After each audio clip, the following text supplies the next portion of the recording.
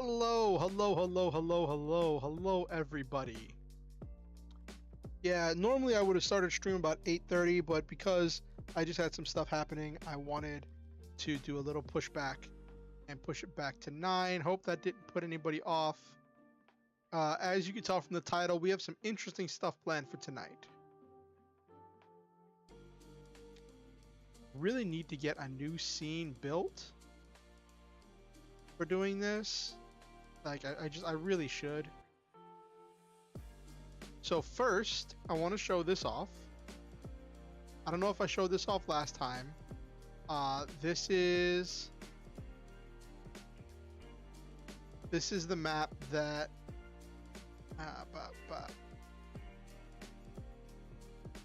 this is the map that I made before. I think I showed this off before, but I also want to show off this. So this is the map that I started working on before.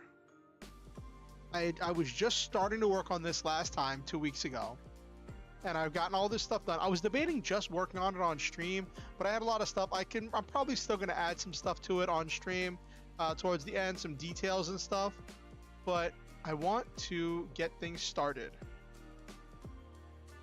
So I don't know if any of you watch any other Mutants and Masterminds streams, but this past Monday, I was watching Mutants and Masterminds Monday on the Green Ronin YouTube channel, and they were talking about ideas for space campaigns, which, no brainer. I'm running a space campaign. Of course, I'm gonna watch that episode. I didn't watch all of it.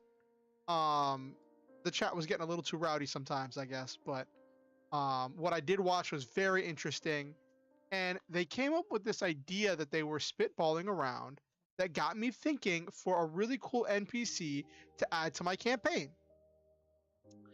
And let me just get some water real quick. What they were talking about in this stream was they were talking about this idea of a spaceship called the Thin Mint that was captained by a former Girl Scout that got abducted by aliens and has just been trying to go home. And I was thinking about how in my universe, right, Earth isn't really on the star maps up until very recently. For the longest time, it's been a thing that people happened upon, but no one had discovered it or invaded it or done anything to it. If they had discovered it, they would have already been making moves on it, but they haven't. And with that said, oh, hold on, I was just having some technical difficulties. There we go. I was thinking it'd be really cool if I have, because my players are always asking about what species or what race the different aliens they're meeting are, so that gives me a chance to explore different aliens. But I thought it might be interesting to have a ship full of this whole, I was thinking like a whole troop or group of troops of Girl Scouts that maybe got abducted on some like camping trip or Girl Scout event. I don't know. Do Girl Scouts go camping? I don't know. I should probably research that for this character. But the idea is that they all got abducted and now they've been in space for years and they're just trying to get home. I was thinking kind of a Guardians of the Galaxy feel, kind of like a Star-Lord thing where like they're completely out of touch with the modern world. And so that got me thinking, what kind of characters would I want for this? And one of the other things they were talking about in that stream was they were talking about like if you were doing a Star Trek campaign, your characters would be like PL7, not PL7, PL5. And then you'd have the ship. And that got me thinking, I was like, you know what? I could build a PL5 character. Hey, Cbev, good to see you. That got me thinking that I could build a PL5 character that would be kind of just a regular crew member of this ship, that would be traveling through space full of these grizzled former Girl Scouts. So let's start working on that.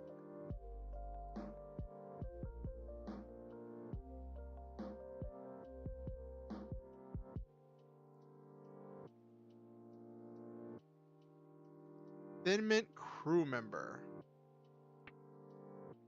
Let's put a quick bio. Member of the crew of the Thin Mint.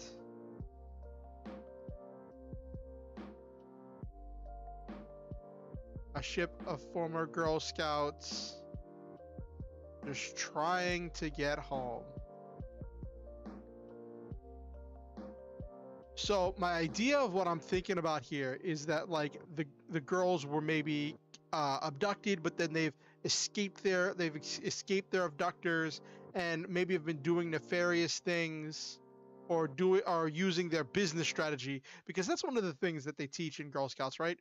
Business strategy. So then they're using their business strategy and their business mindset to get resources and get their own ship so they can try to find their way home. So let's work on this. This is going to be a PL5 character. Generally, you want to spend between like 20 to 40 power points on abilities. PL5 character means that it's going to have 75 starting power points. Let's get started.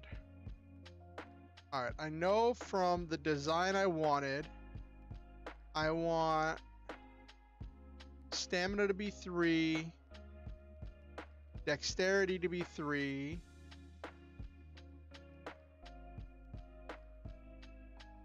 fighting to be 3, agility to be 3.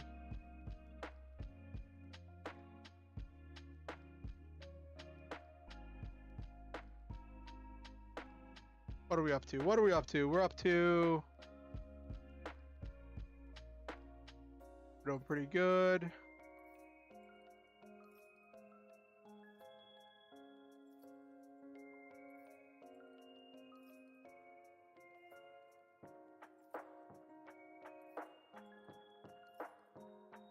All right, that's most of my PowerPoints right there. So I would think that the rest of the design of the character would be in equipment.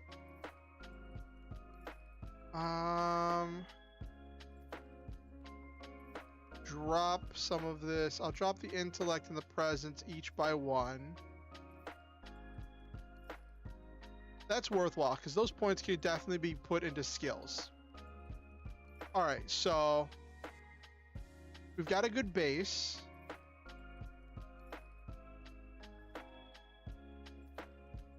I definitely want to dodge, to parry.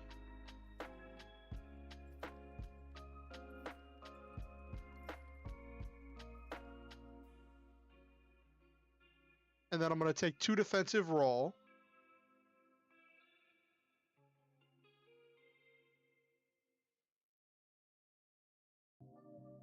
Because they got to be agile.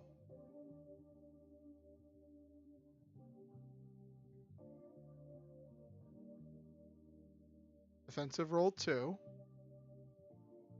Okay.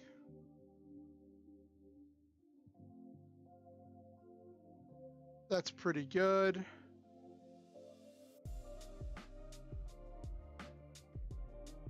I'll actually drop the strength down. There we go. So now I got room for 31 points. Split between, what have I got here? 34 for abilities. That works. Since these girls are going to be in space, I'm going to have them being technology level 2 so they can have the special custom equipment.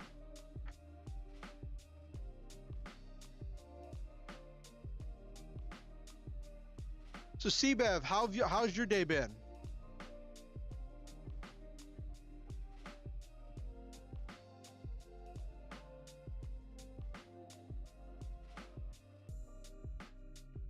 Okay. I'm gonna build the equipment first and take the ranks of equipment I need for it. Let me go to my handy dandy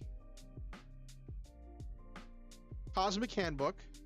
One of my favorite handbooks because it gives me a lot of archetypes and a lot of special custom equipment to use.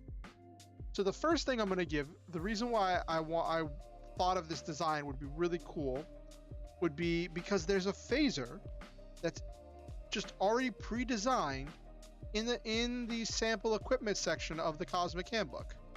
So let's go. The phaser costs 15 points. So let's build this. I probably have to call it something else. I don't know if I can call it a phaser.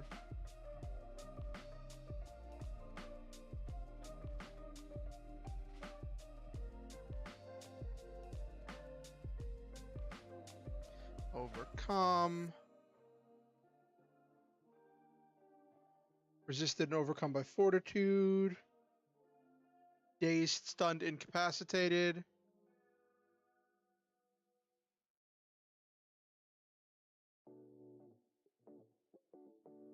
Incapacitated. Okay. Alternate effect. Range damage 7. Gonna say that's light damage.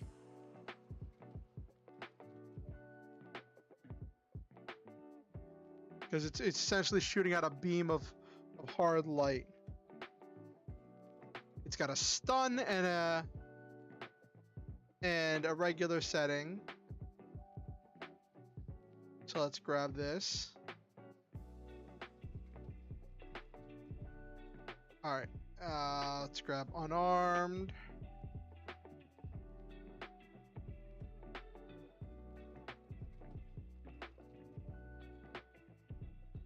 Melee bludgeoning. I know I should write close instead of melee, but it's just so hard ingrained into me.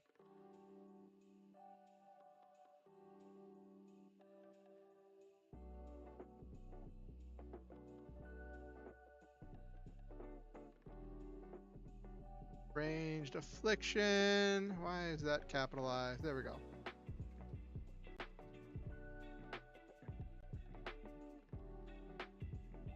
Fort DC 17. Dazed, stunned. Incapacitated.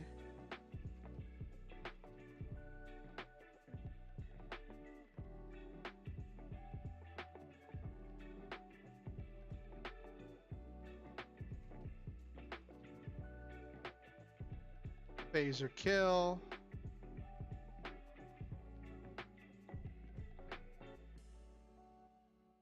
Range light damage. Okay.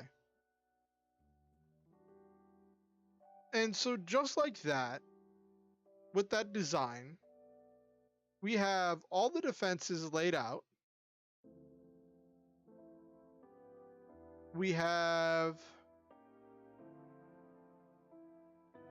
the offense laid out. All that's left is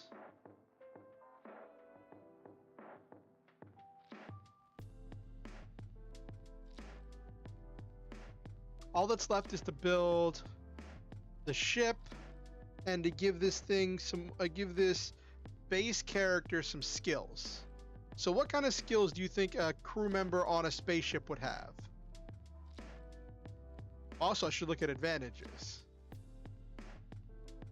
Definitely going to have technology, especially if they've been on their own for a long time.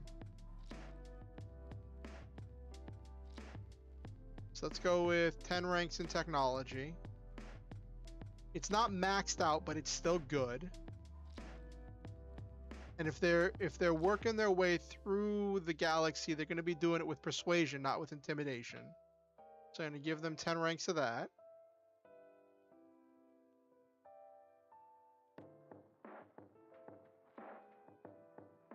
Going to give them expertise, business. Going to take 5 ranks of that.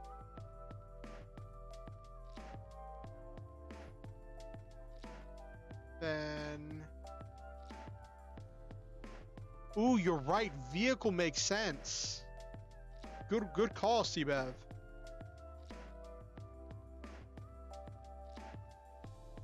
And treatment as well. I'll do 5 for each.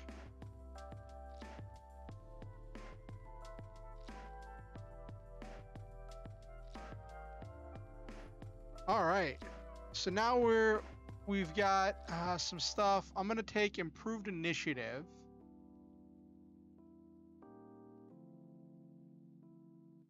First, let's take the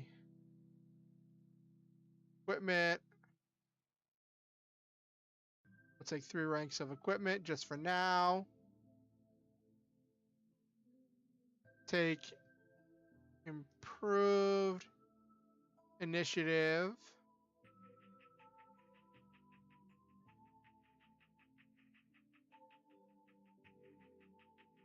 So that's going to give plus 4 more initiative bonus.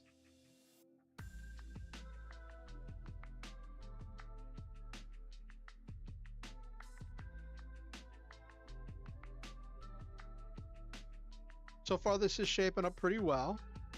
I've got 7 points left to play with. What do we want to take here?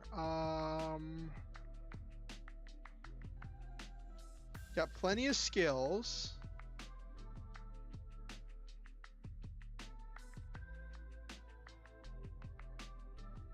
Actually, I want to take some...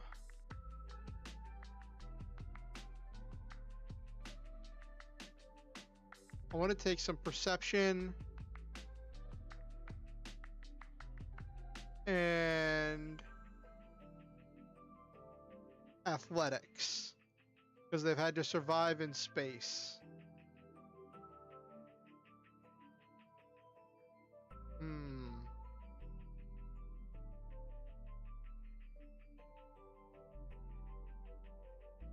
I'll probably let the last 4 be advantages. So let's think about what some advantages that would be good here.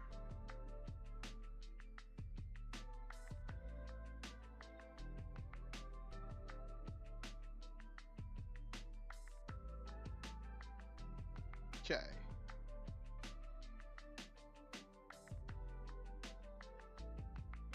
Well, I think accurate attack is important. Just for being able, well, just for being able to aim better.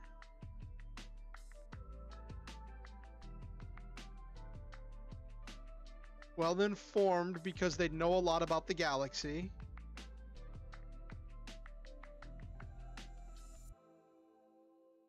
Contacts. Because they have a lot of contacts throughout the galaxy. What are we up to? We got room for 1 more.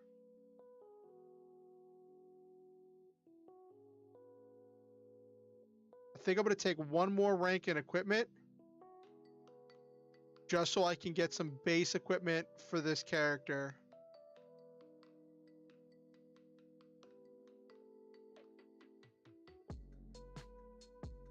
Gonna grab a smartphone.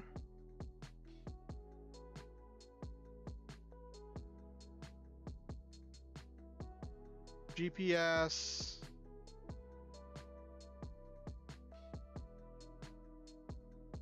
Flashlights.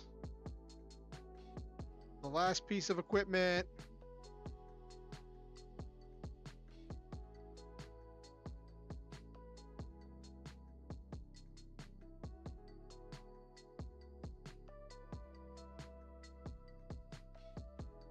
Oh wait, I was a goofball. I forgot. There's still other equipment I can put on them.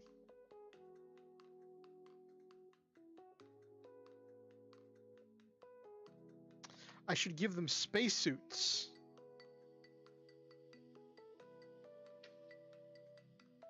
Forgot about all the custom equipment I could give them.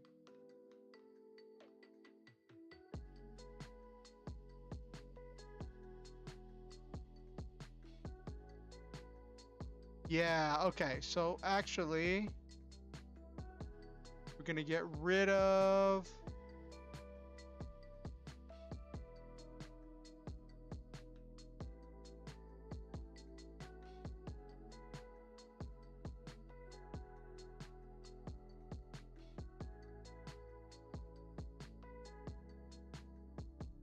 Universal translator.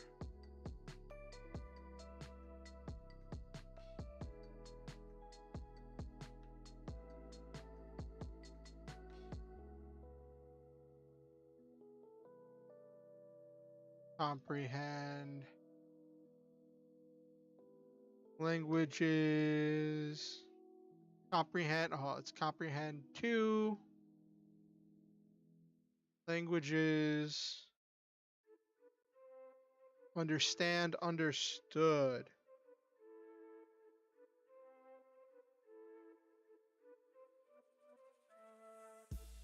Okay. Then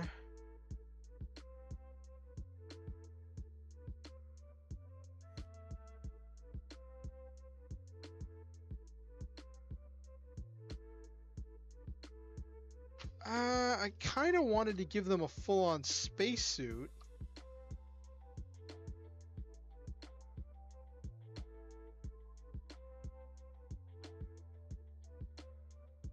Which gives them some immunities.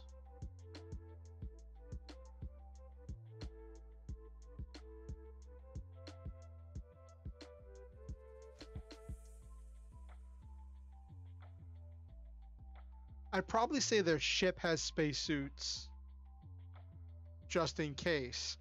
Because most of the time on Star Trek, when you see people going on to different planets, they're not wearing specialized spacesuits.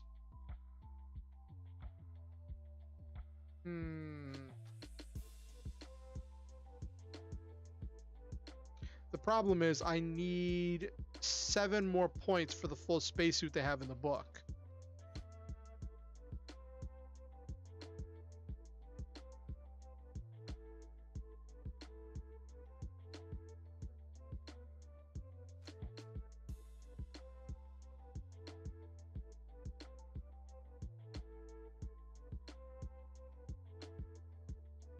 Ah, interesting.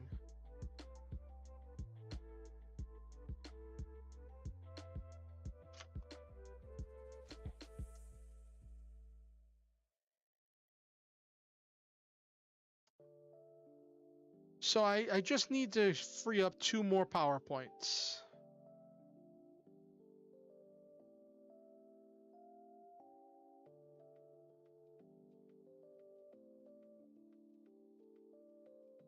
So, I'm building these as equipment, and equipment doesn't get the removable modifier because you're only spending like 1 power point gives you 5 equipment points. And then you would just, since she has advanced technology, she has these characters have access to custom equipment.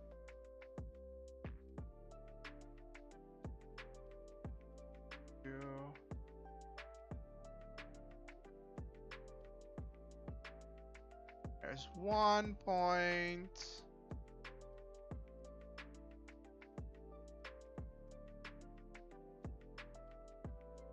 We'll bring down that persuasion check. Okay, 2 more ranks in equipment. So that's 6 ranks of equipment. So I've spent 6 power points to gain access to 30 points. 30 equipment points. So we'll do this.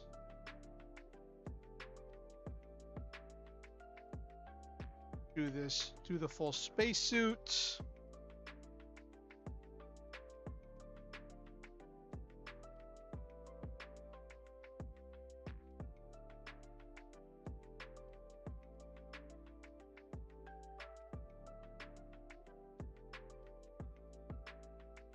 Feature 1 comlink.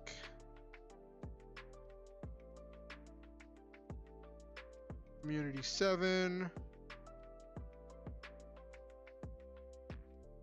Disease. Heat radiation.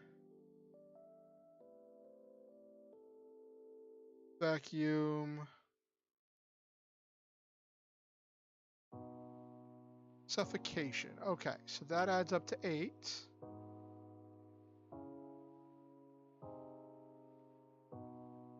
Okay, so that gives us the comlink we wanted. So that's 8 plus 4 is 12, plus 15 is 27, and that still leaves me with 3 equipment points left to spend, which I'm going to spend on some just generally good stuff to have. Namely, a flashlight,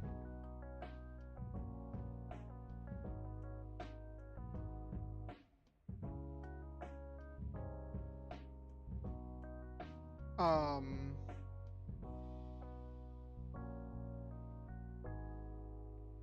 multi-tool.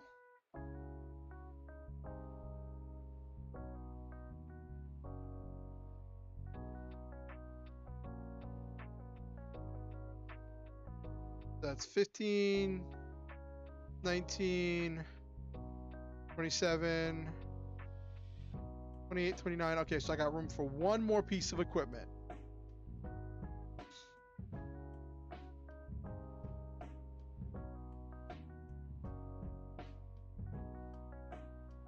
I'll give... GPS is just a good thing to have, especially for explorer type characters.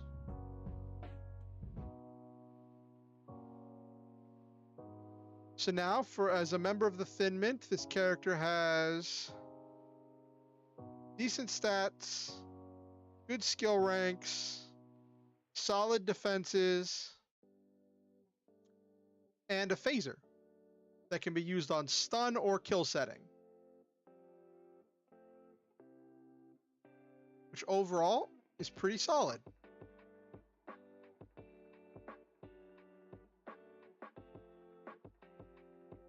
What do you think, C-Bev?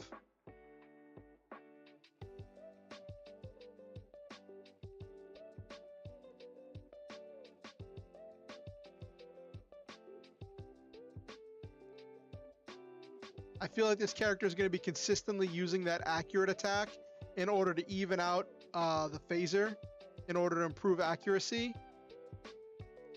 But hey, if you're depending on what you're shooting at, could even use the a regular power attack to bump up that damage output.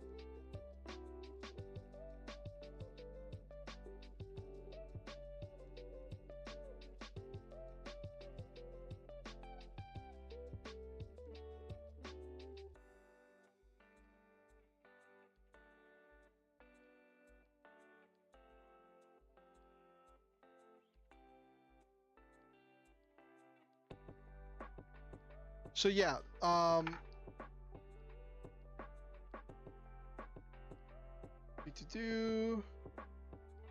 now let's work on their ship. I like to build the ship like it's a character. Just to help.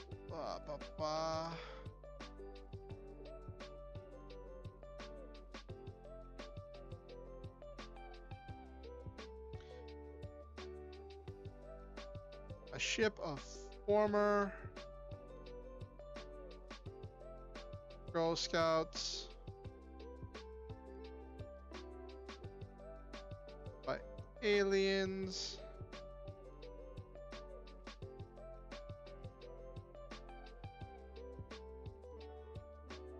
to freedom and have been using their business skills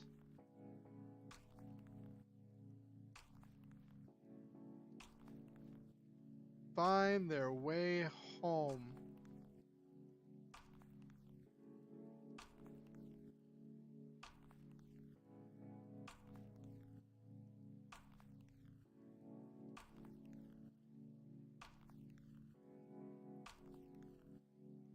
Find their way home.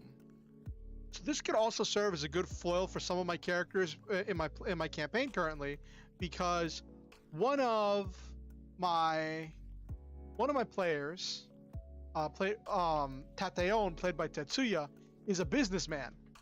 So this will serve as like some good business strategy, another character from to bounce off of, another group of characters from to bounce off of who have similar goals, and then to see where their similar goals have taken them throughout the galaxy.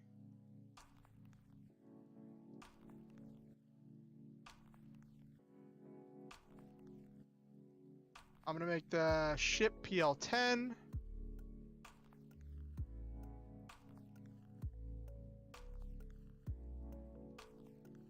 So I'm gonna base a lot of this off of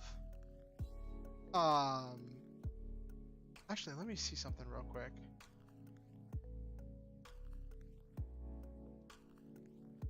Okay, I did put treatment on there. Okay.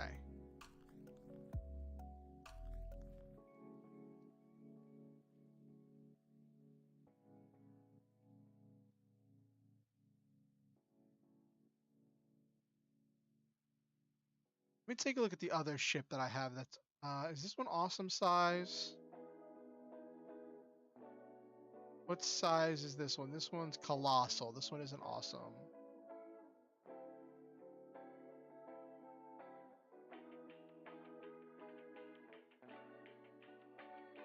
There's the Imperial family ship. Yes, this one was awesome. Okay.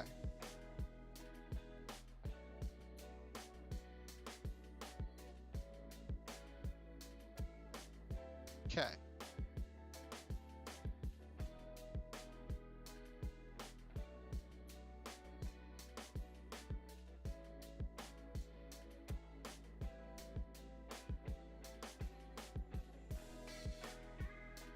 So I'm going to build all of its base features first, then work on everything else.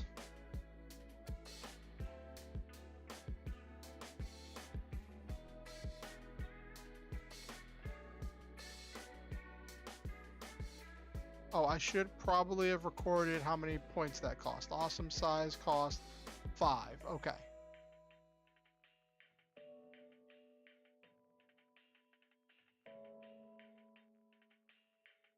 Mm-hmm.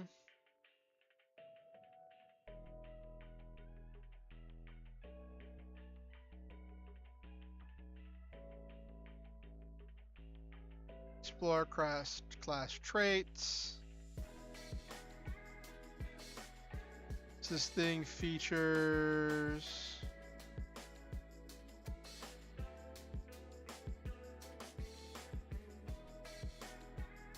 it's supposed to have a default toughness of 15. So it's going to have strength plus 2.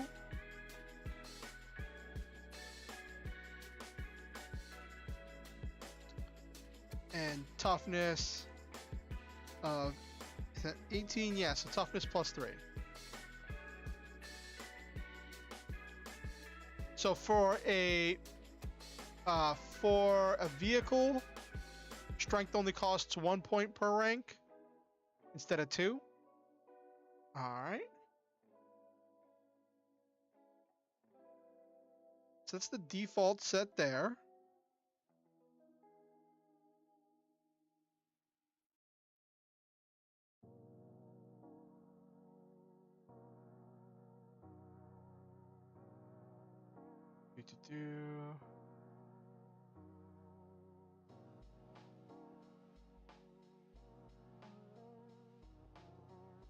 Because it's also a headquarters, so it gets headquarters features,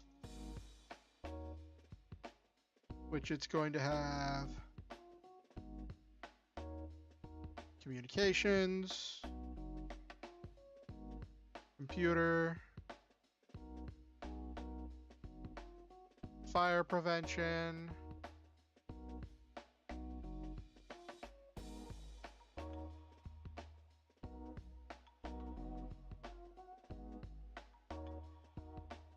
fire prevention system, gym, that's going to be important for staying healthy, hangar,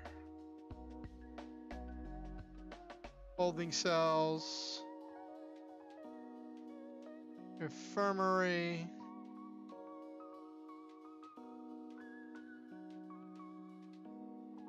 laboratory,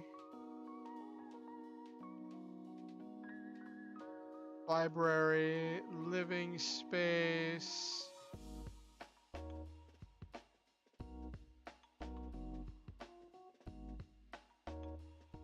navigation system,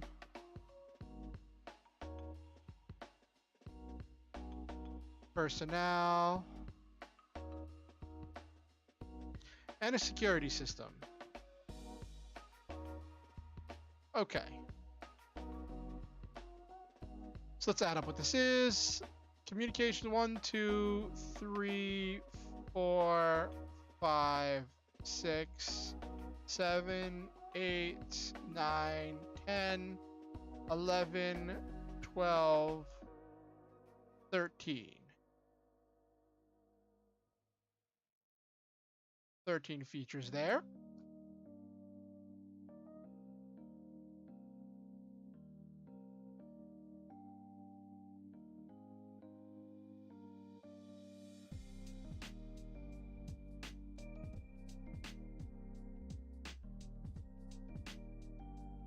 Okay.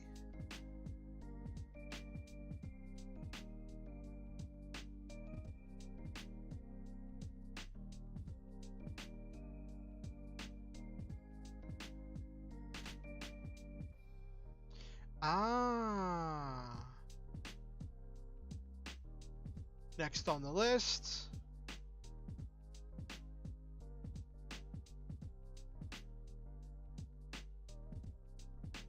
Deflector shields.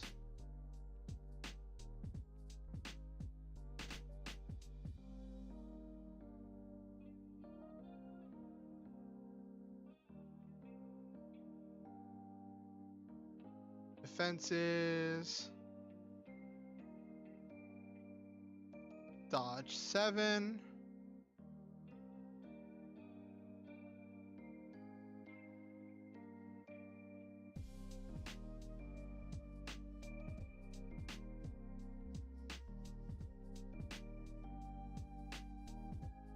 Impervious toughness 10. I'm not sure if I'm going to keep that.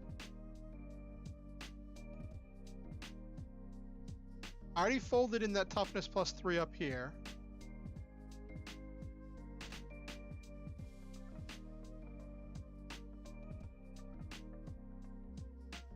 Though, okay, so impervious toughness 10 means that it's impervious to damage that's rank 5 or less. 5 plus 15 is 20. That just feels like a stretch. That feels like at that point you're immune. Like impervious toughness 10 feels like you're saying, yeah, we're immune to small arms fire, which at this level of toughness shouldn't even really be an issue.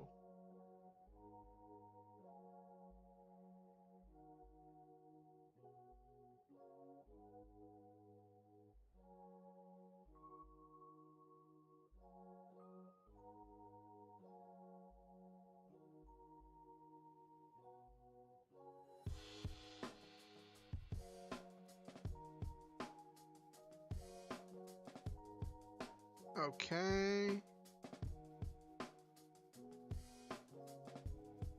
So I'll probably cut that impervious toughness 10, or I might make it super impervious toughness, which is another thing I've added.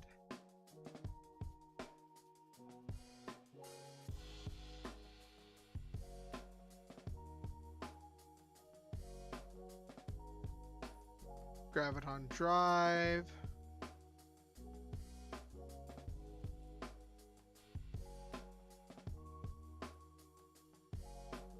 Flight 16, which moves 1, 2, 5, comma 0, 0, 0 miles per hour. That's always good.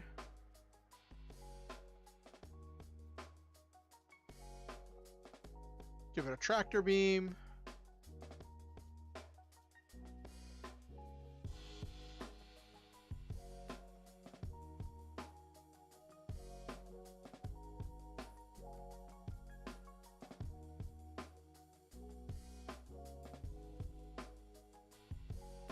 Can apply strength at range.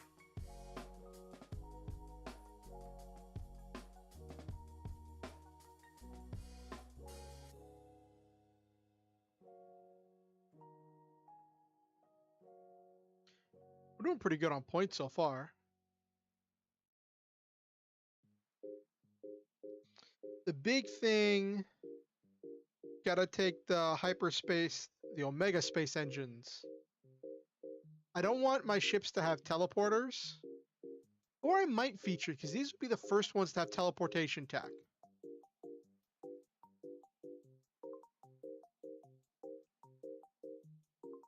These could be the first ones to have teleportation tech.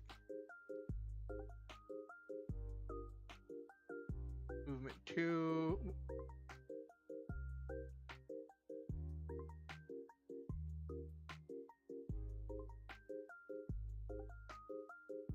Space travel 2, so that's 2 for 2.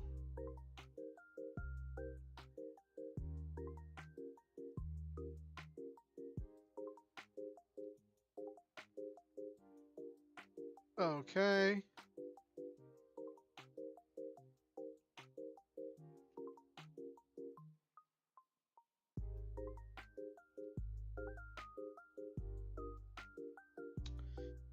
I do kind of like the idea of there being, like, what's the distance on this? Let me take a look at these teleporters they have on here.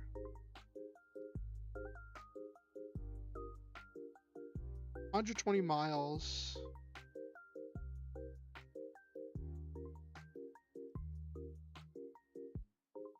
Or back to the ship, or a half a mile.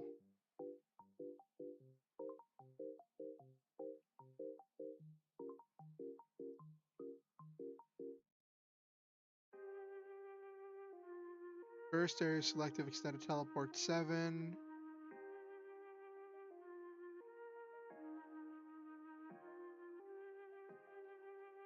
Ah.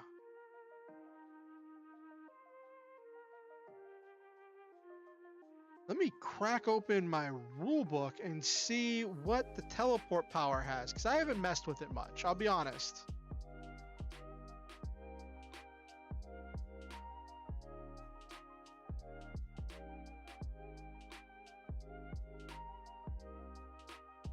Teleports 2 points per rank.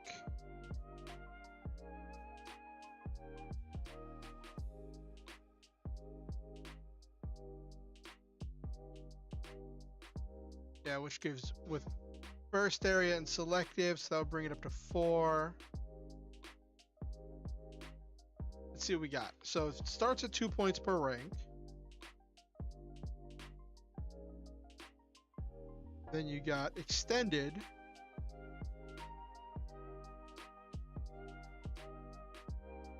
Oh, but someone's going to be dazed and vulnerable after going through an extended teleport. That's funny.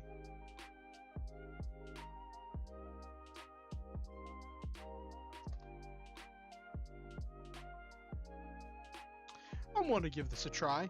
See if it doesn't break my system. I could say something like they've gained access to advanced technology.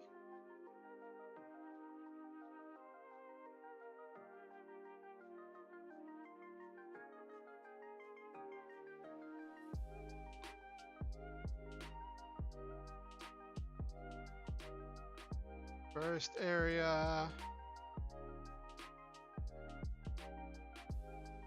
Teleport 7.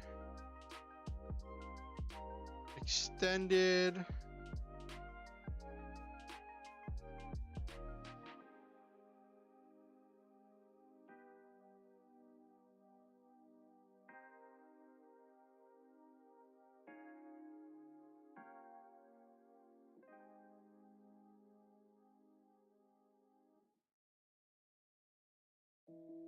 Teleport 7, 120 miles.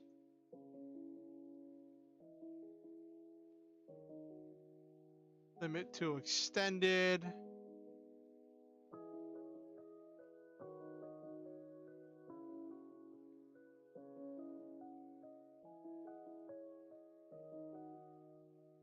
Have to do the extended for that one, and then limited location.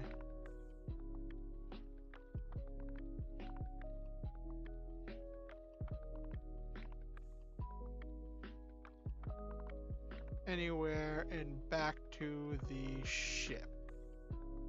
Okay. So it can only transport people from the ship to somewhere, but it can only transport someone from anywhere back to the ship. Okay. So then let's look at the math here. Teleports 2, burst areas 3, selective is 4, extended is 5, Then limit to extended is 4. And then limit location brings it down to 3.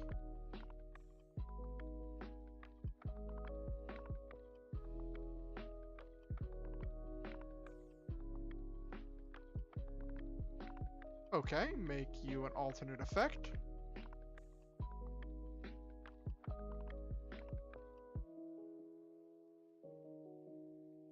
That'll be the big feature that they've got. The big thing that they have on their ship will be that they have this long distance transportal device. Well, they have this transportal engine.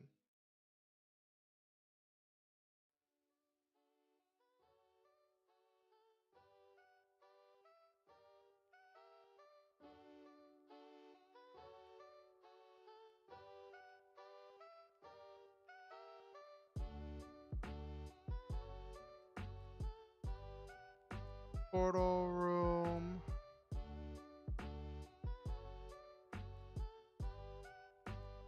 This one's going to be burst area, selective teleport 7.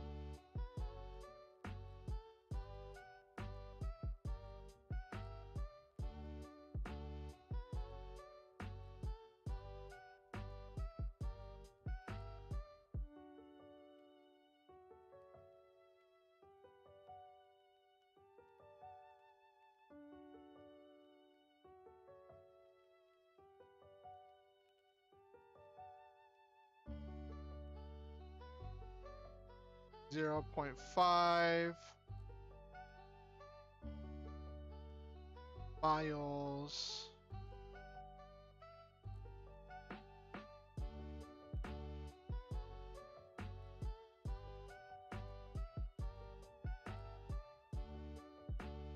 Back to ship. Okay. So that would be 3, 4. That brings it back down to 3. Okay. So, as I'm reading this effect, and then I'm looking at the teleport effect, I'm wondering something.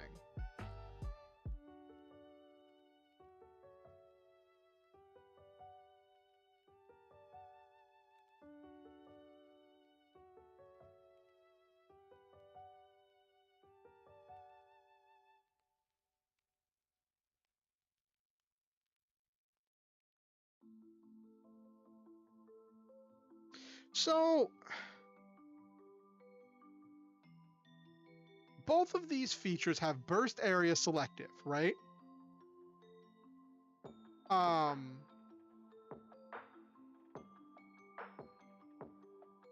But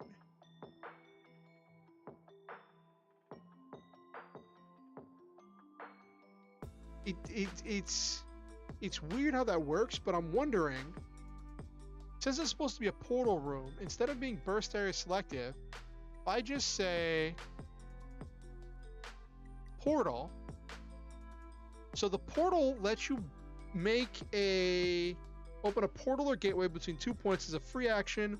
The portal is 5 feet across. Anyone stepping through the portal as a move action is transported. The portal remains open as long as you concentrate, taking a standard action each turn to maintain it.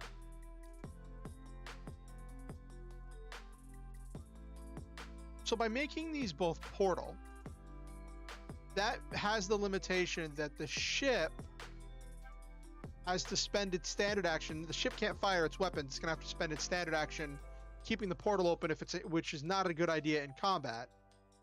And it's gonna have this whole setup where, like, the extended portal, they have to use 2 move actions. The regular portal, they can just use 1 move action to go through. Overall, I think this is a nice switch up. How many points am I up to? I'm up to 96 points.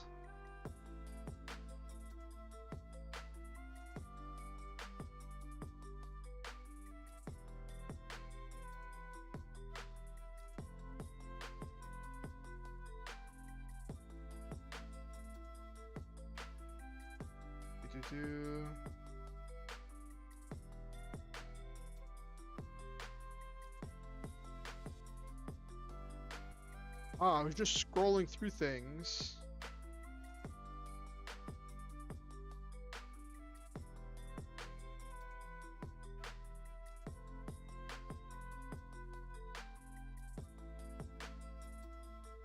Environmental adaptation 0G. Environmental properly carries with it, can operate without penalties and low or no gravity.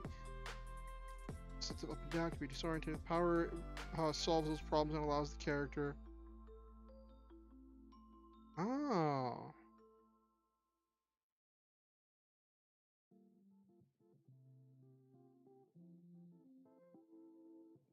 Interesting.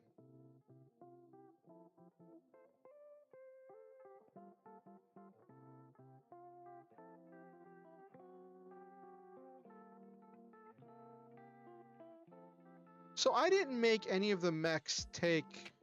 Well, the assumption is that the mechs are designed for space use, so they're going to have the appropriate environmental adaptation.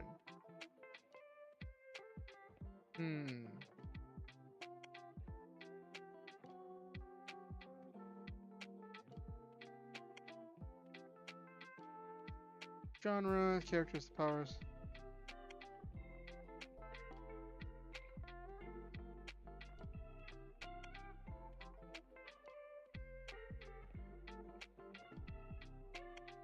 Okay. I just scrolled across. Not scrolled. I was flipping through the pages of my book, and I came across something that caught my eye, and I was like, oh, that's interesting. Okay.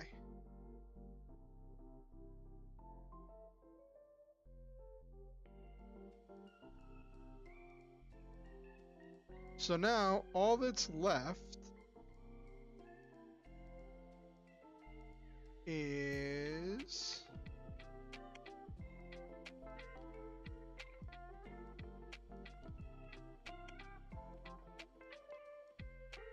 the weapon systems. So I'm thinking I'm gonna like very much shy away from the weapon systems. Like, let me tell you, I'll write down what's written in the book, and then I'll see which ones I like. Let's start with that. I think I want to start with what they have on here, which is beam cannon,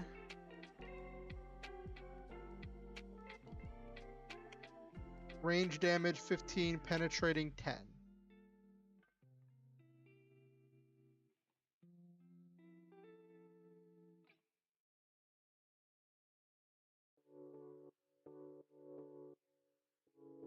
Okay, so I would call that maybe a plasma cannon, so that would be heat damage.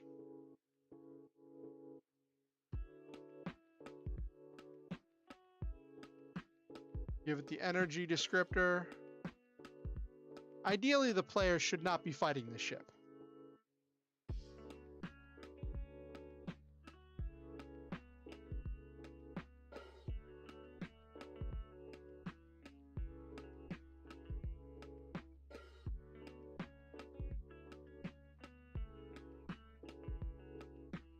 Then it's got the antimatter torpedoes. These look pretty good.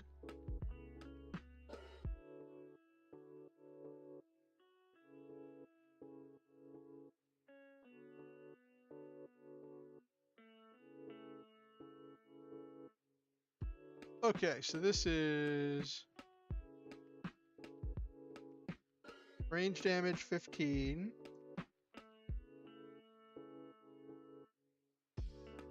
Burst area 5 ranks only.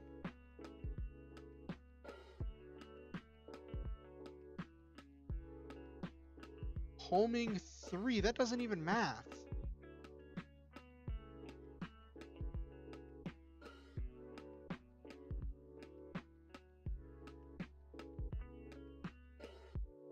Homing 3, so let's look at what that looks like. That looks like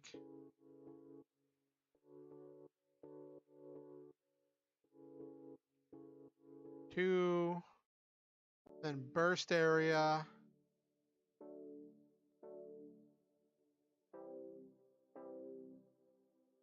I would have gone for homing 5 at that point.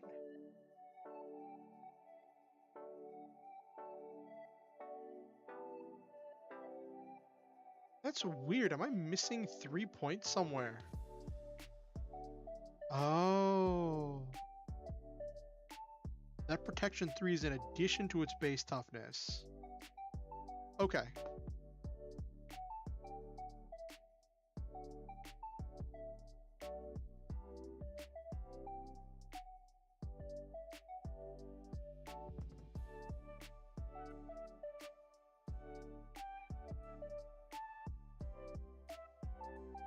Okay. Alright, so we've got this designed. This is the Explorer class starship straight out the book. Now let's make some tweaks and make some modifications to make this our own and see what we can do with this.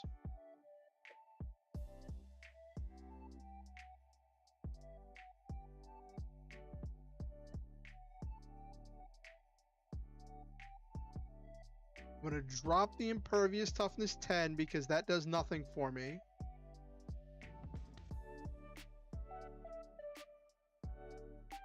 That either needs to, like, those points either need to be spent on getting something better or whatever. Now let's do this. So it has defenses minus 10, but then has defenses dodge plus 7. So let's put that on the sheet. So it starts with minus 10.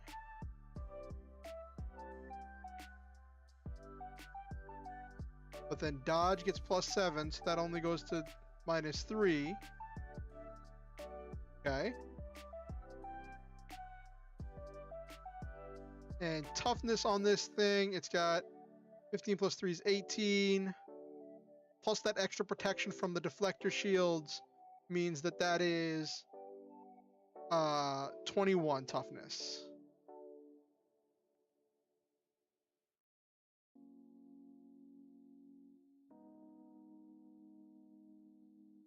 That's a pretty hefty number. It balances out because of the negatives, but still a bit rough.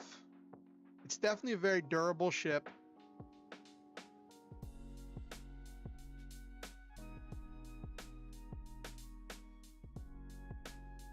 I might...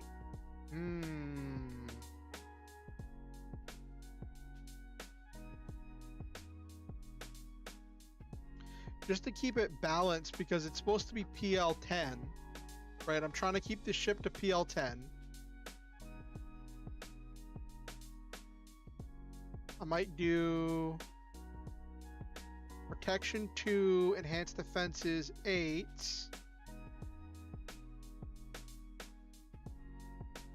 Dodge 8.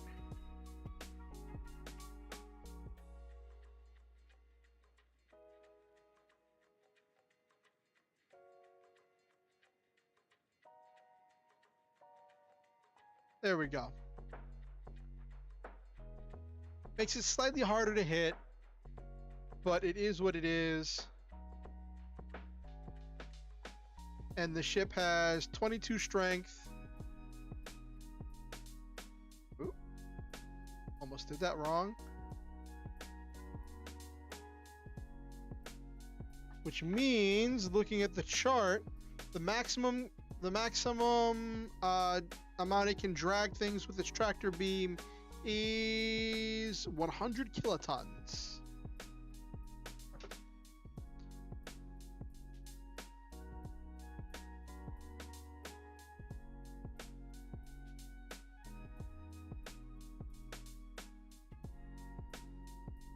That's a pretty hefty amount.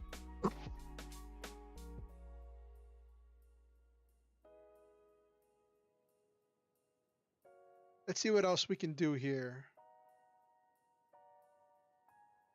The big thing on this ship is the portal room. Both the long distance and the regular transportal room.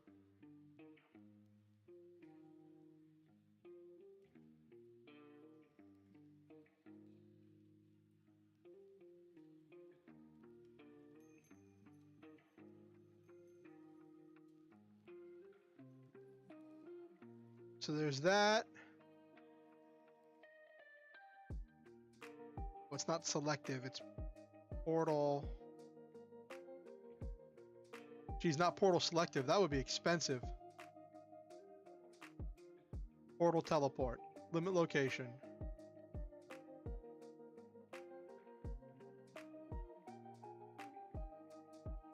Well, then I don't know if that limit on the location...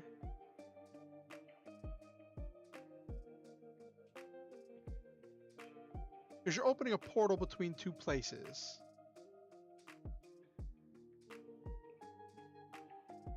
One of them is always going to be where you're at.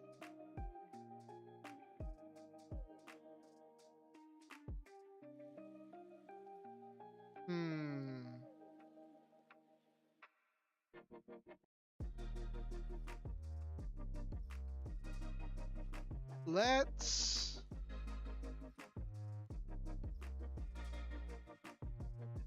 I don't think that that's a fair... Like, before, because it was a burst area teleport,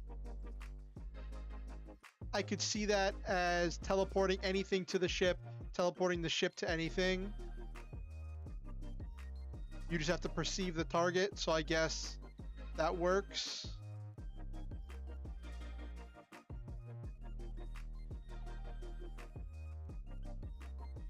Well, I guess no, this limitation means that one of the portal ends has to be at the ship.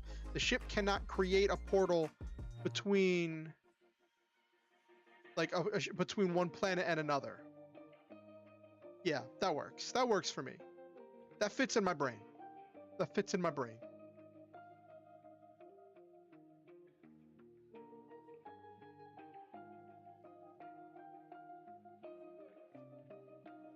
I think this Thin Mint came together pretty well. Now, the one thing, it's got really powerful weapons.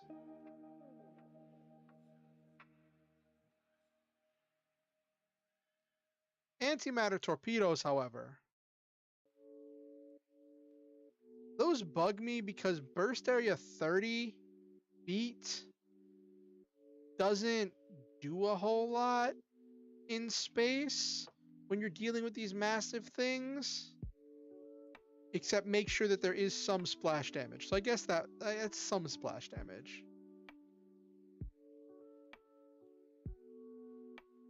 But only having 5 ranks of the burst area is just kind of bad.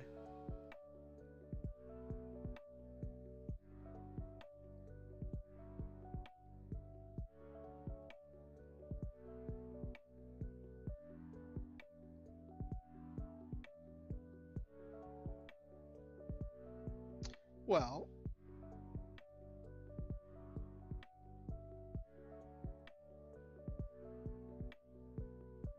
I think this came out pretty well. How much? If I wanted to keep it down to 50 points, I wanted to keep it below 150.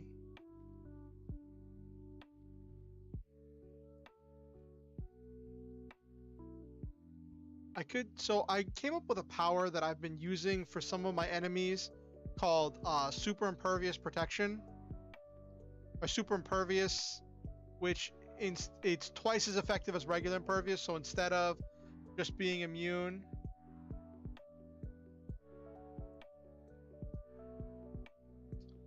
yeah, it is definitely more geared towards superheroes.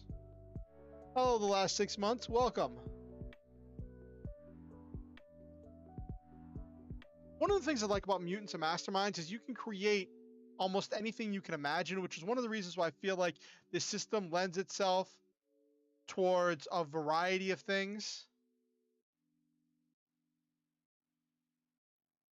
No. This is so it's not 5 ranks of burst area. It's not an area 5.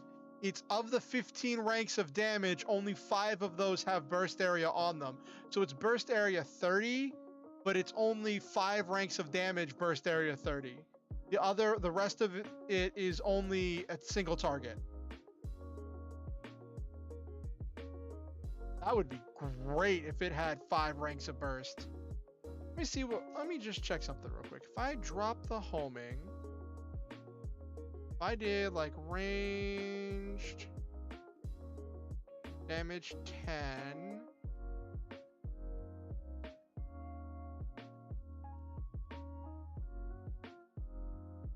burst area 60 feet, which would be rank 2.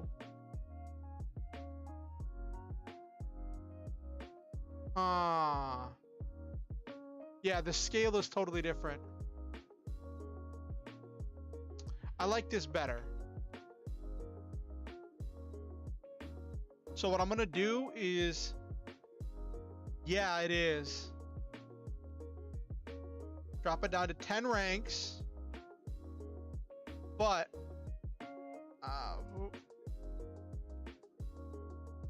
get rid of that.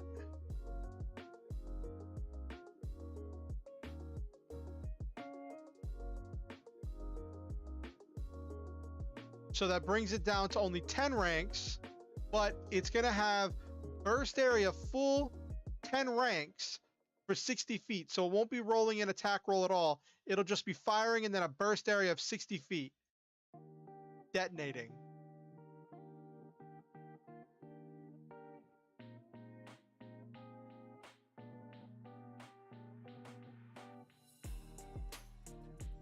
Ten ranks.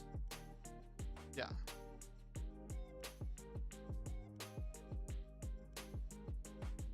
It's weird when you're dealing with this scale, like trying to denote that properly. There we go. 60 feet fits better in my head for the scale that we do for our space battles.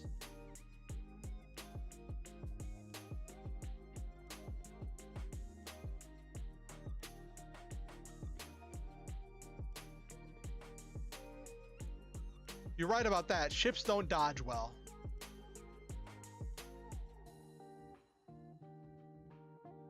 Even with the deflector shield, it's still got a -2 to its dodge.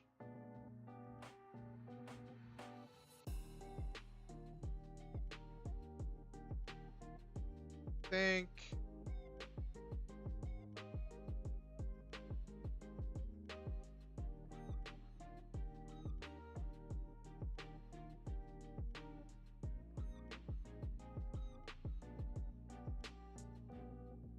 With this big boss monster one, I had it take dodge plus 20. So that might be a bit disingenuous because this spent a lot of points. I'm a little bit worried that some of the things I've made, some of the ships I made might be too powerful. It might be really against the spirit of the ships.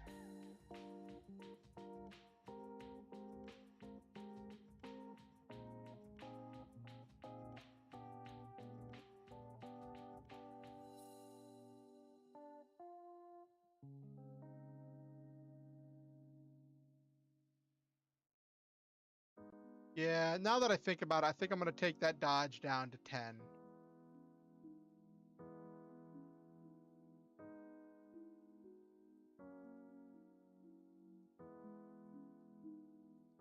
Where it just negates some of that defense. So it's going to be a dodge 0. Because the ship is not going to dodge like a pilot.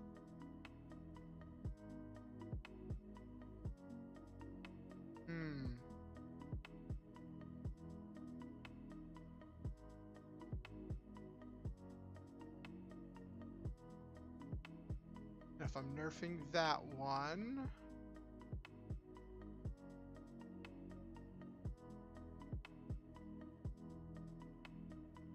What did I set for this one?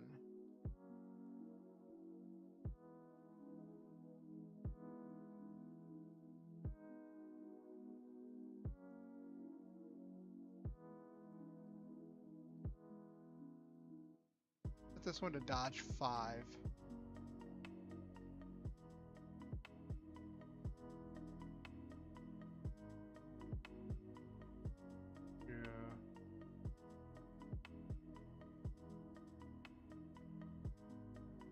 Yeah, we'll set it to dodge 5 for this one.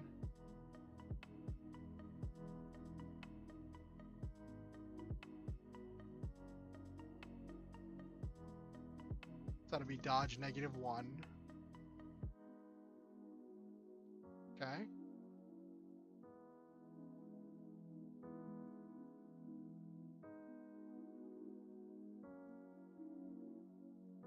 There's a good rule in the gadget guides for using your vehicle skill check to replace your defense as a standard action. That's a pretty interesting one. That's actually a really interesting one.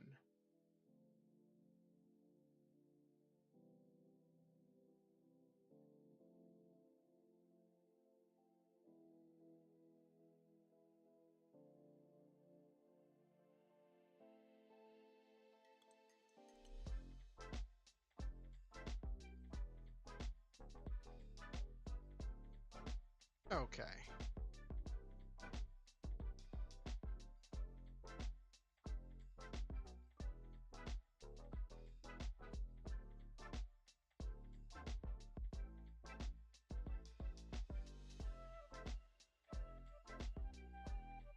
Ah.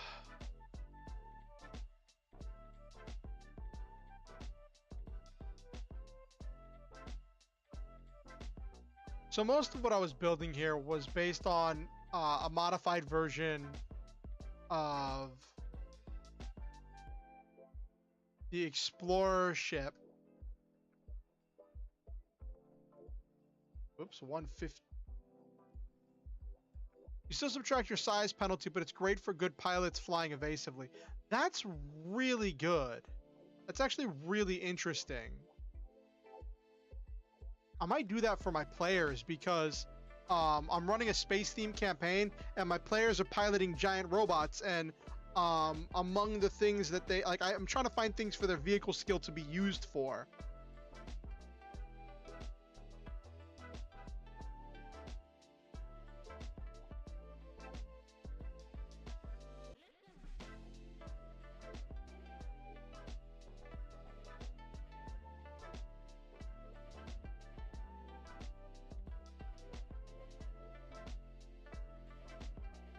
So then they would just have a flat roll there, and then add whatever ranks they have for their range damage in order to fire it.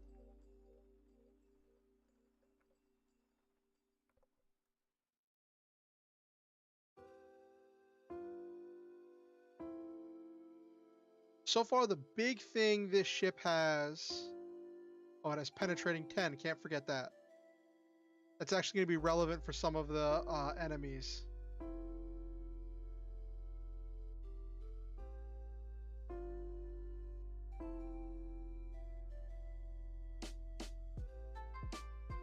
Yeah, I've read the vehicle and mecha section more times than I can count. The mecha section has so much good stuff. I used a bunch of it. So when I first started my campaign, right, I had originally was going off this idea that they had in the mech section that the pilots would make a vehicles check every turn to see if they were able to successfully do anything if they're doing something outside of just basically moving. But the thing is, since all the players are in mechs, they were essentially making a vehicle check every single turn, and we had to keep remembering it was just more dice to roll, and it felt like we were getting bogged down in dice and we weren't able to really just play the game. You know what I mean?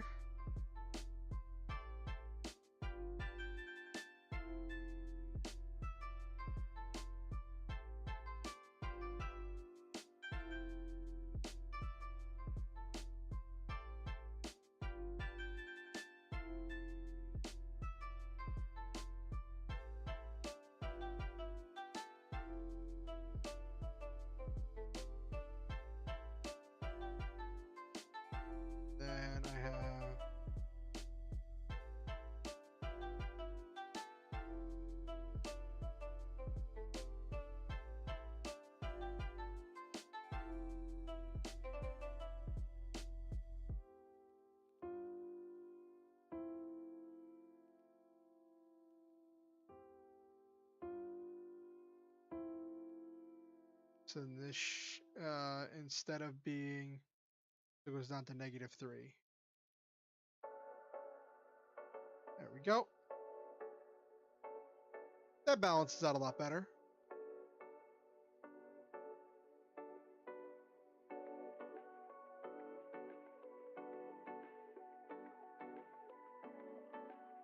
It's definitely not, but I was looking for something that would be just really smooth for my players. What we ended up doing was I said that because the players are skilled mecha pilots, they would I said we would treat basic things like moving and shooting and like using their base, like the things their mechs are built to do, would be treated as routine where they wouldn't have to roll for it, but I would treat them trying to do advanced maneuvers, or if they were reacting to difficult situations, that they would have to take vehicle checks. So like if they're doing a chase scene or something like that. That's what we ended up deciding for that.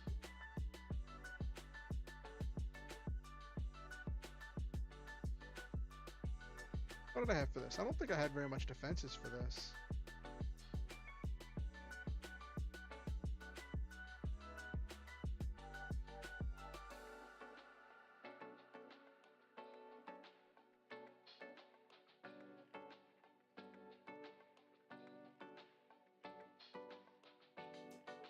Yep, this is no extra defenses.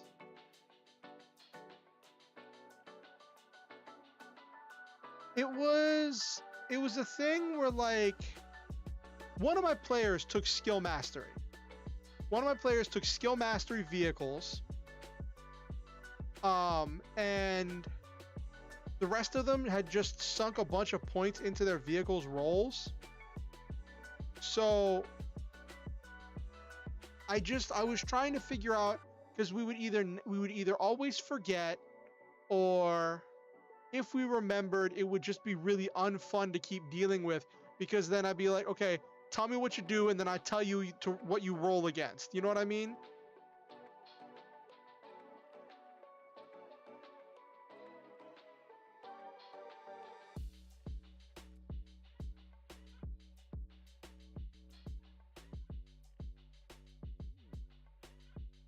So I'm running this outer space campaign where the players are humanity's first faster than light ship traveling out into the galaxy in order to fight this big bad evil alien empire. And I got this idea when I was watching this stream the other day. I was watching Mutants and Masterminds Monday on the Green Ronin YouTube channel, and they were talking about space-themed things, and I got this idea. Well, I didn't have this idea. They had this idea that really struck a chord with me, of a spaceship that they would call the Thin Mint. Yeah, flow over crunch. Especially because a lot of my players don't like a whole lot of crunch. So I prioritize flow, because I have just a couple of my players just really, really don't do crunch. Well, to be fair, like 3 of my 4 players don't do crunch. So I kind of had to prioritize the flow on that. Albeit playing a game of giant robots where there's another thing where all the players have 2 character sheets, both their mech and their pilot, with players that don't do crunch, was probably not the best idea. But we've been saying we were going to do this campaign for so long.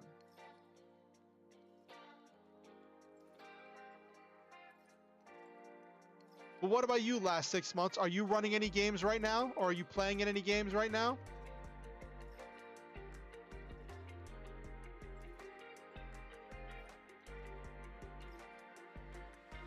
Exactly. Have to know your table.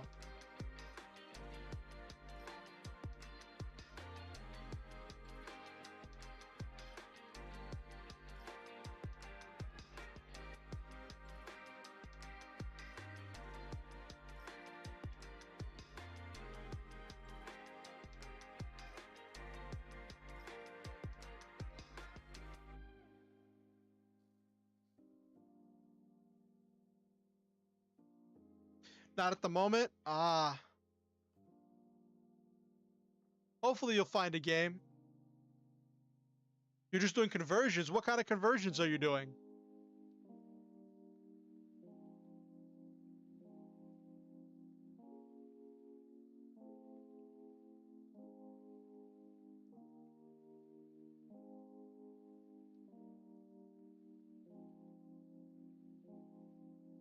Currently making Rifts, Warlocks, and M&M. Ooh, that's exciting. Is Rifts Warlock like a D&D supplement? Or is that like some... Actually, that sounds like some kind of space thing.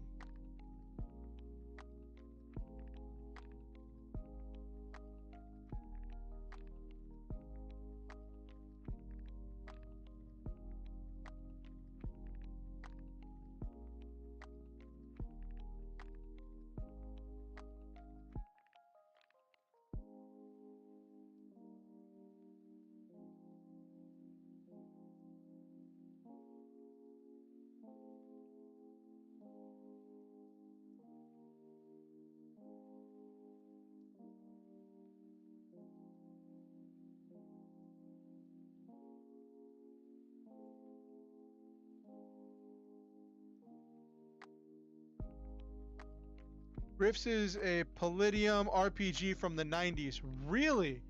Oh. That sounds exciting.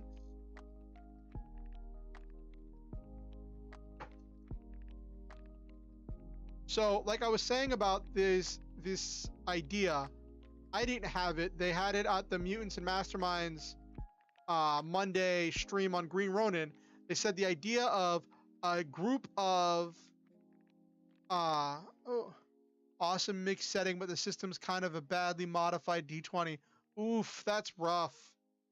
Converting things to Mutants and Masterminds, well, converting any kind of D20 thing into another D20 thing is always a kind of tricky situation.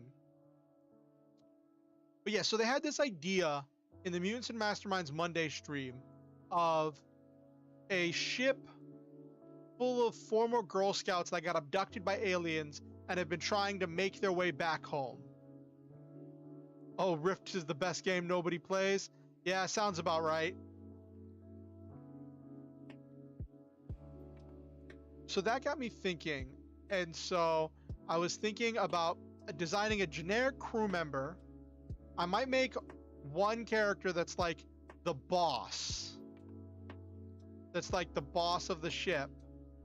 And then I was thinking, because Girl Scouts are all about business and all about negotiating and building good business sense and all that stuff, at least from what I've been told. So I was thinking the idea for this build is building with expertise business and a lot of persuasion, a lot of technology because they have to know the tech they're working with, and this idea of these Girl Scouts, well, former Girl Scouts that have been in space for years, negotiating their way to getting their own ship so they can try to find their way back home when none of the space maps had Earth on them at the time.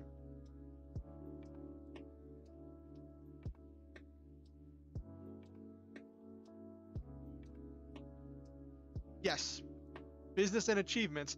And I was thinking this would make a great NPC, like group of NPCs for one of my players to interact with, because one of my players is a businessman, or at least he was on Earth before the players left Earth, and so he has all of this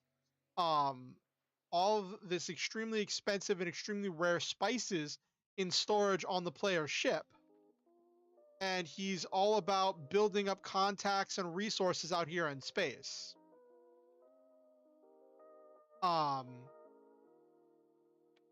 So I was thinking having these be a group that would be negotiating with the players, would be exchanging information with the players, and the players could possibly recruit them and their ship to be another group of helpers in order to fight the big bad evil alien empire that the players are up against.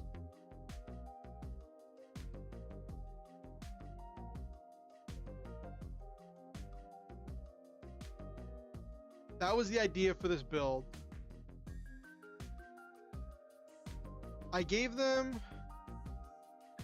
they could earn all their badges in space, jack of all trades team concept. Ooh.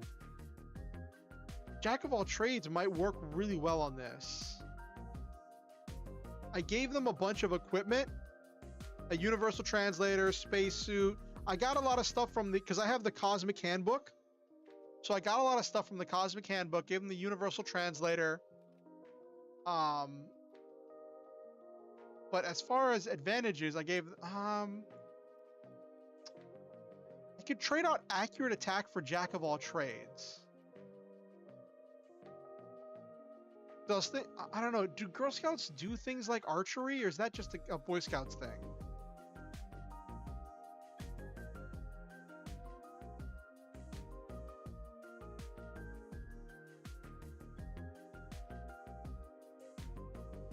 Yeah, we'll trade out the accurate attack for jack of all trades.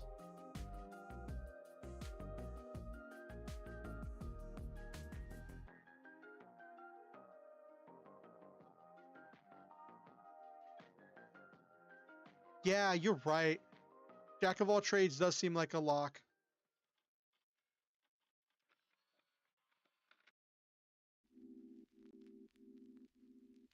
Mhm.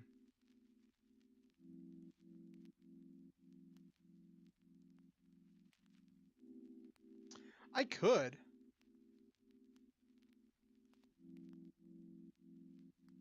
Of what the badges are.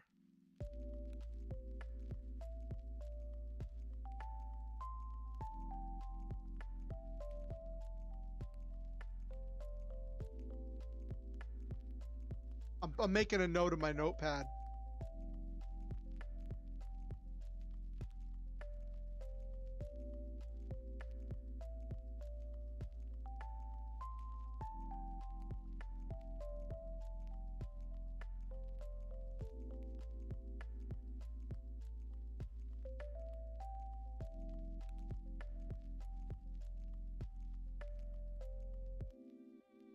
I think this came together pretty well.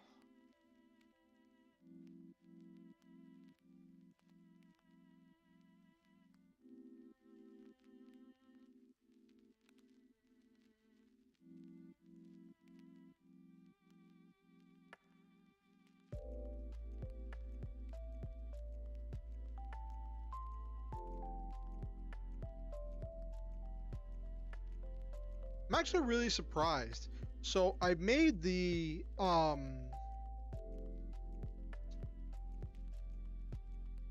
I made essentially the explorer ship from the Cosmic Handbook and then made changes to it as I went, and it came out really well for my purposes. It suited a lot of what I needed. Top level Girl Scouts are called ambassadors, which sounds extra sweet in a hard sci-fi setting. Ooh, that sounds really cool.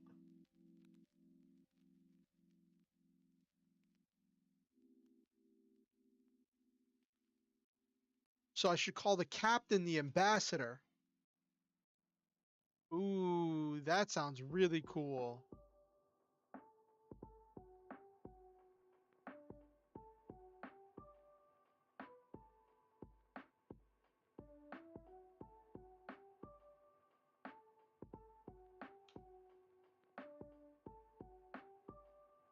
So if the regular crew members are PL5, then I think the captain should be what, PL7?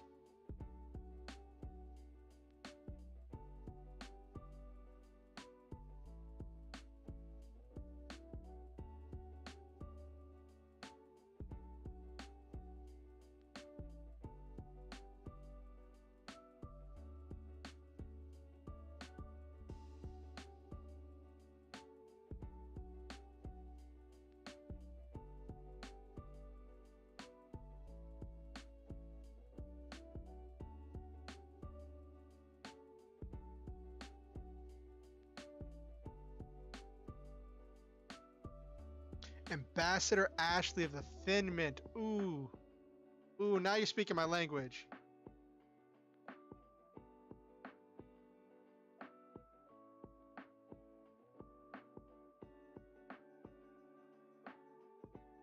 Now you're speaking my language.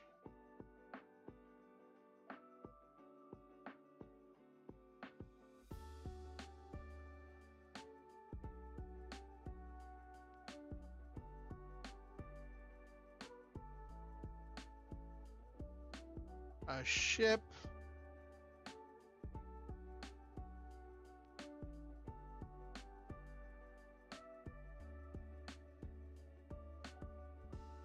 There.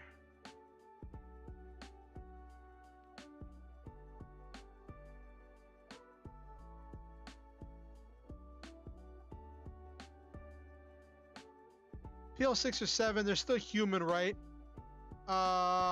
I'm gonna say they're still human. I don't know. What do you like? So the idea I have for this is basically an alien abducted a troop of Girl Scouts while they're on some project or trip together, and the Girl Scouts have come together and they were able to negotiate their way to freedom and are now years later grown up but still trying to exemplify all of the skills they learned as Girl Scouts, trying to navigate and find a way home.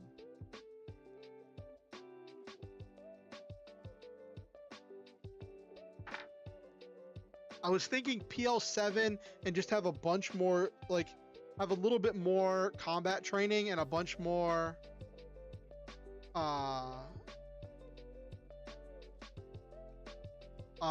skill ranks.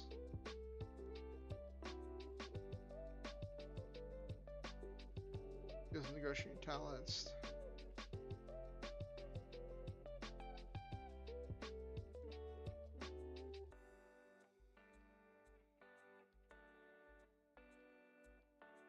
So that's going to be plus 30, so that's going to be 105. So I know that since these are NPCs, I don't have to build them like player characters. I am fully aware of the fact that I can give them extra ranks. This is Disney Plus series written all over it. It feels like it's almost too good of an idea to just have as a side project, right? Yeah, definitely.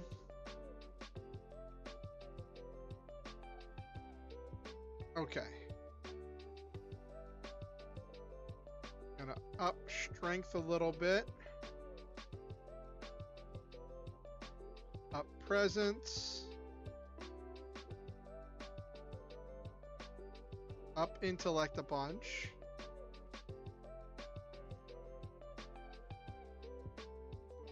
Up awareness.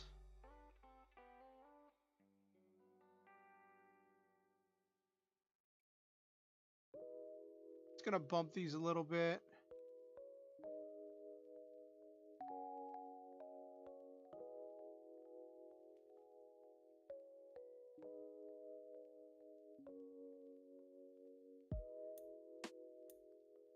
All right, so now my dexterity is going to be 4. Cybertech light bionics. Ooh. So this is the captain. So the base crew member I already designed and is just a human with a phaser and a spacesuit, right? But the captain would be something special. So maybe some light bionics.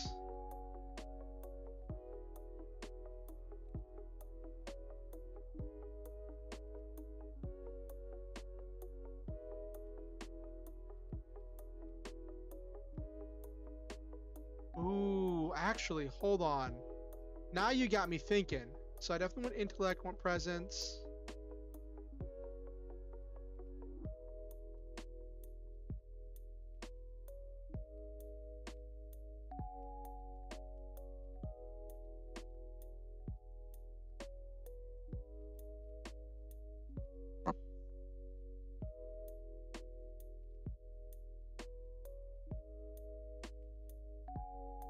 Did I up the fighting? No, I didn't.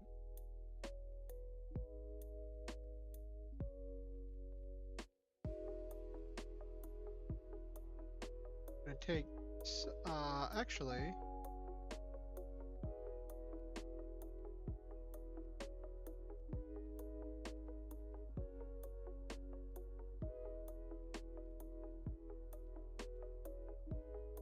You're right, the classic move would be either a bionic limb or a bionic eye.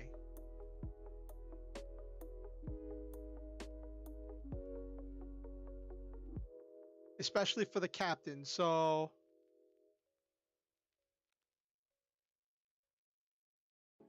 Or a bionic peg leg. What about a bionic peg leg? Just gets a couple points in leaping.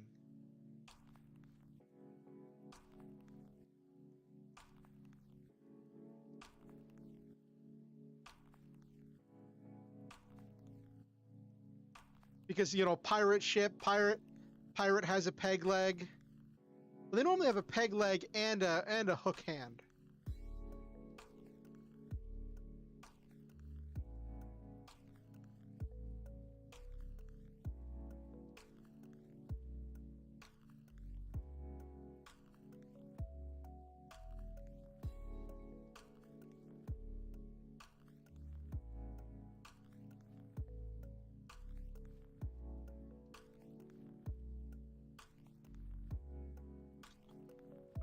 I know I'm definitely taking the advantage range attack 3.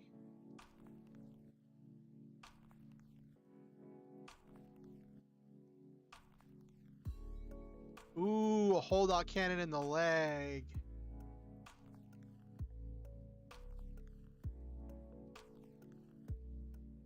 Ranged attack 3. Just because that brings the phaser up to where I want it to be.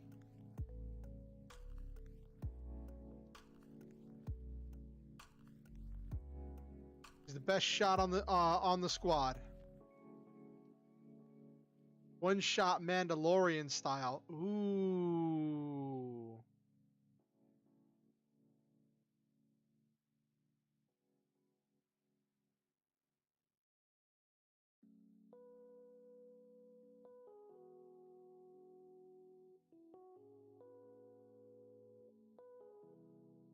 Gonna get 2 more. Actually, I'll have her get reinforced costume.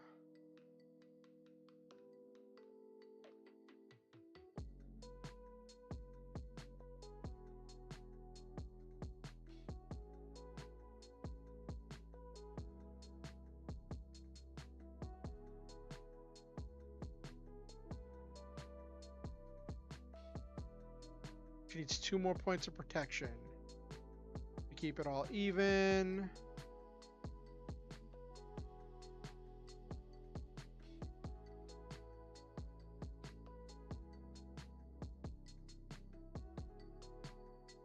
Reinforced spacesuit.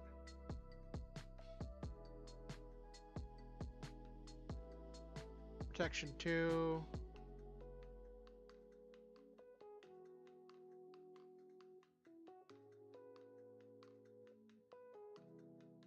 Take 1 more point in equipment, so I got 3 points left. Okay.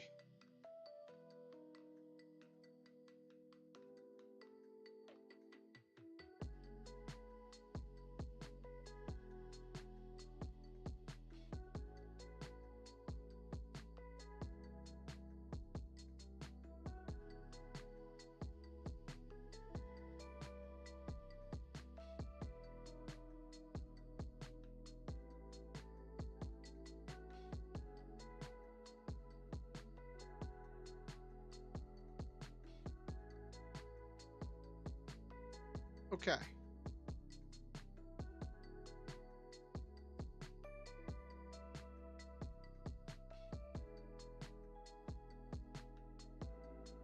Geez, I'm gonna have to fix my automated messages. I didn't realize they were gonna keep breaking into multiple entries.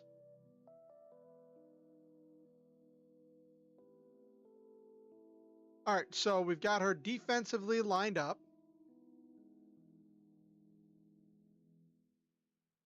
Offensively lined up. Got 4 points left.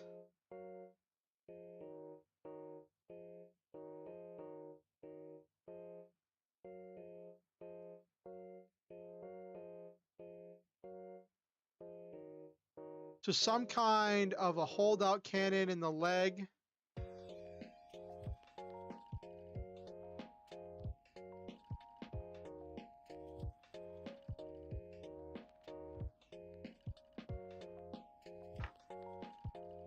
Let's design this power first.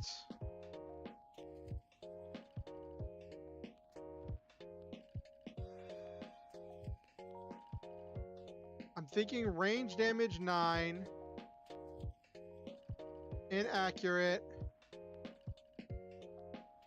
1. Which will give a -2.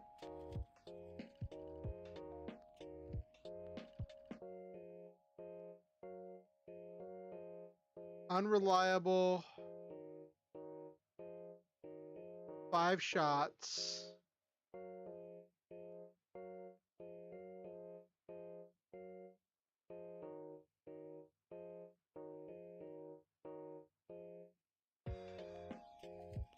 So that's 9.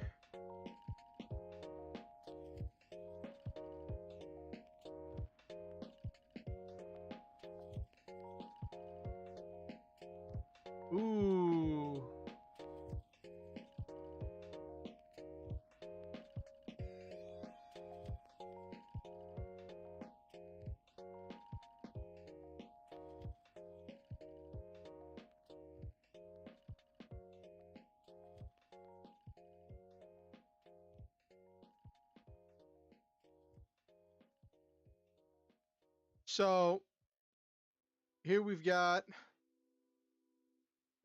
leg cannon, range damage 9, inaccurate 1, unreliable 5 shots. Makes it more deadly than the phaser.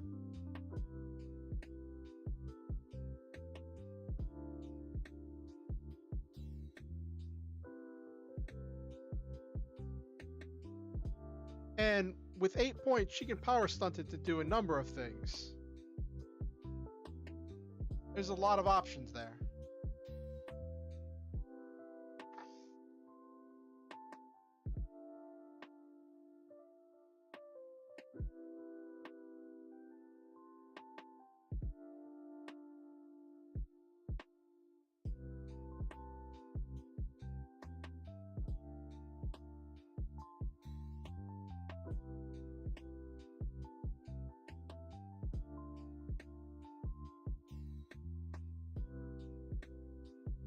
So I'm thinking, whereas the other weapons are energy weapons, this one will be piercing damage.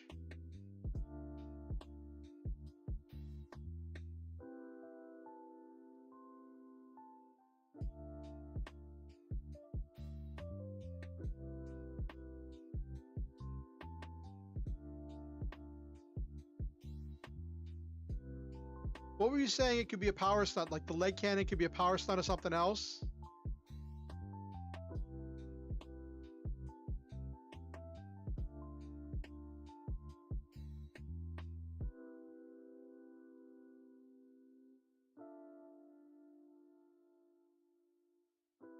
Yeah, I'm doing this on Roll20.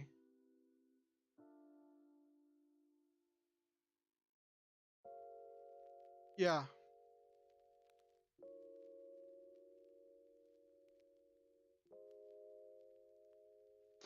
She's only 4 points over. I can excuse that.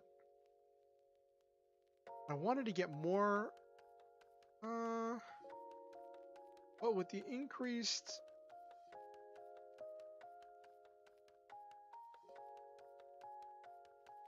Actually, with the increased ability ranks, that's increased everything else. So that has made everything a little bit better.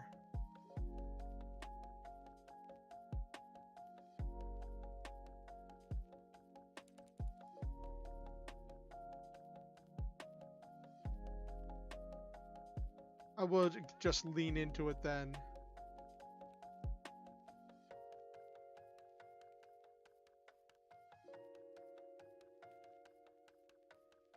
What tool do you most commonly use for creating characters?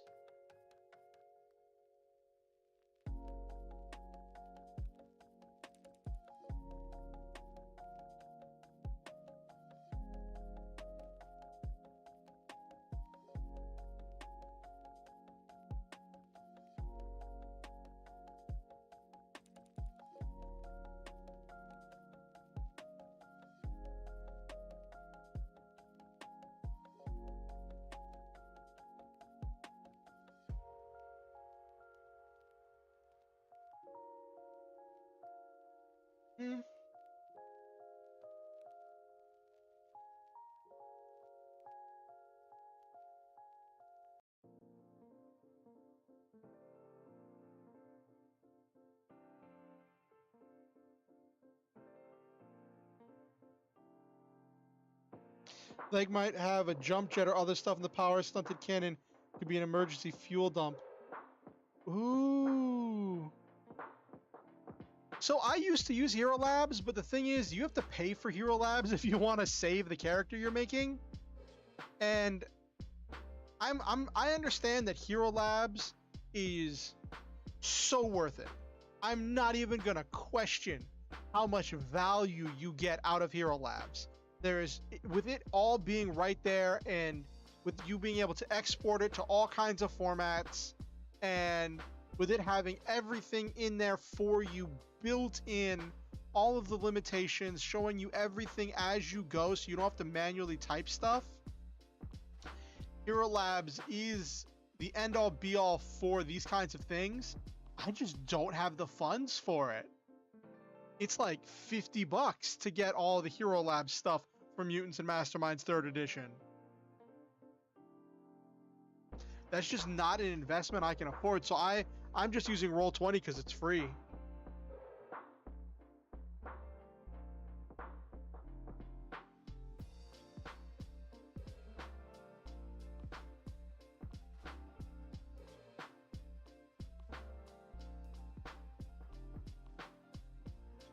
Leap 8.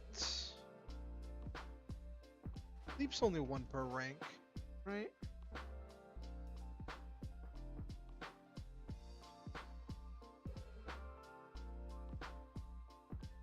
Leaping 1 point per rank. So leaping rank -2 is the distance it jumps. So this leap will take her. Come on. There we go. 8, so we'll take her 6. That's quite a leap, actually. 1,800 feet.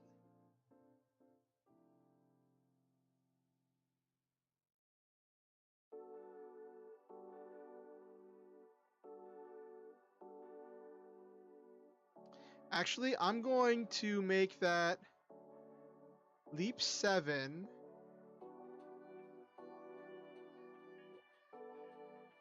Because I'm going to give her safe fall. Because I'm thinking the jump jets will be able to like slow her down when she lands. Yeah, the new online version, it has a subscription. So you either, if you get it, if you can buy the classic still and have it in your computer downloaded, which is that big front end cost. But the online version is you have to pay per month.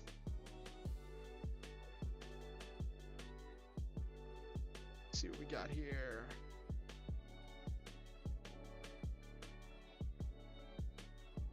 Movement, I want safe fall. You so long as you're capable of action, you can fall any distance without harm.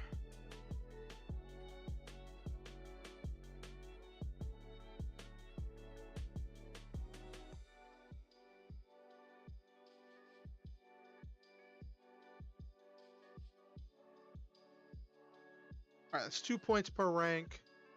So make it leap 5. Ooh.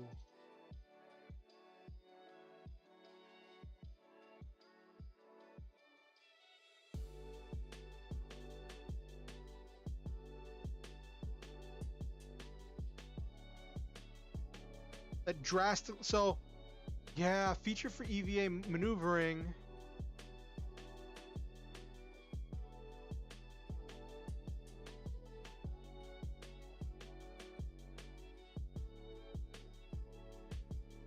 At that point, do I want leap or do I want fly?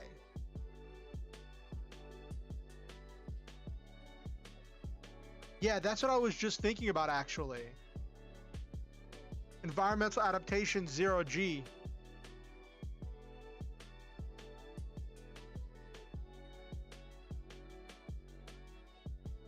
It's gonna be movement 2.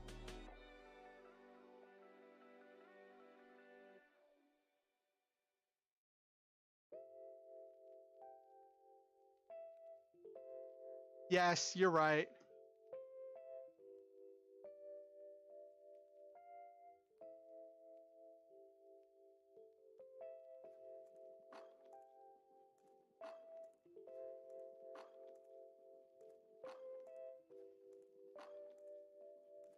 So then this goes up to... That's another good one.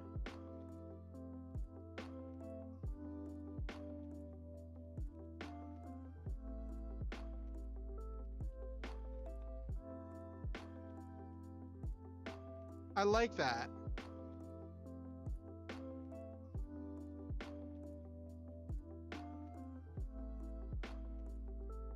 Ooh, you're right. Hold on. Brainwave. You can have multiple alternate effects. So we got movement 1, safe fall.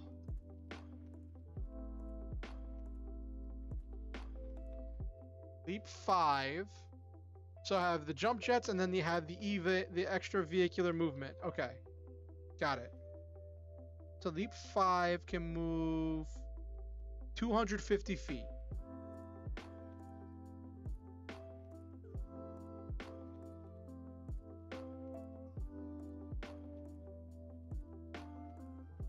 No, not leap 5, leap 6.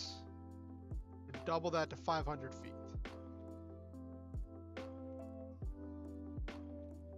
Right? This isn't one of the ones where it does weird rounding, right?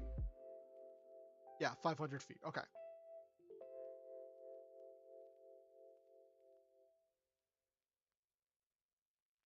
Okay. There's one alternate effect.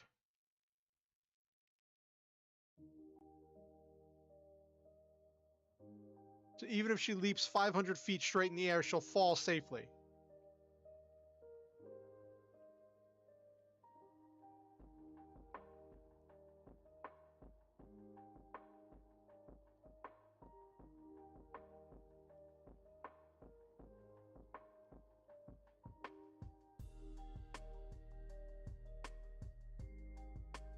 Uh...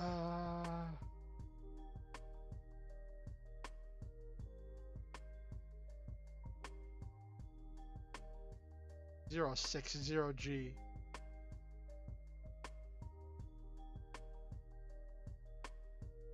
Movement 1.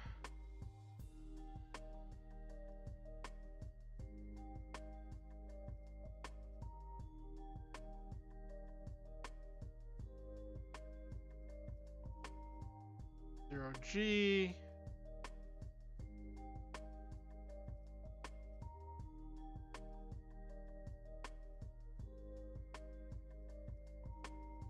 That's not bad.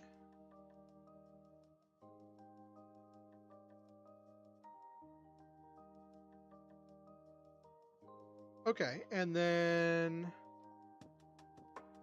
fly 6 means she moves 120 miles an hour.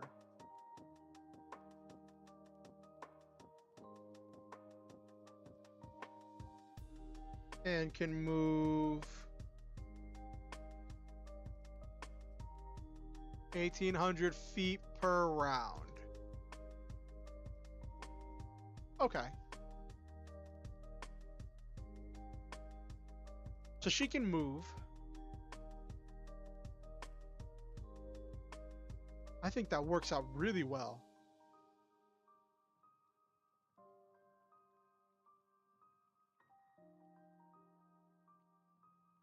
I'm trying to think if there's one more alternate effect I could give, because part of me likes multiples of 5. So she's at 114 points, and part of me wants to push it to 115. I could put 2 more skill points in. That might be the move.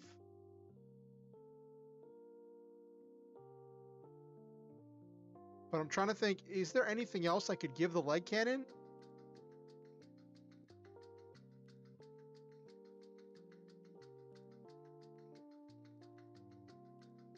What would make sense?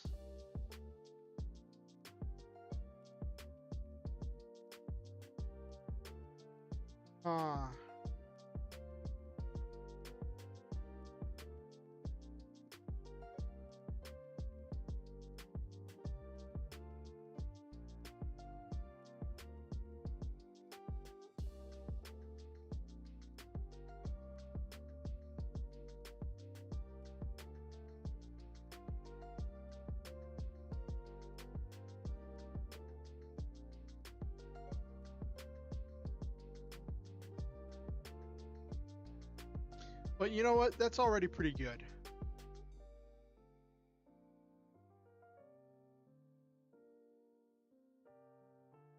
Got some bionics.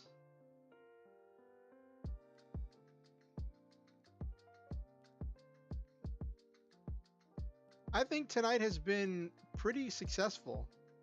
Got this entire group design. Let me just add a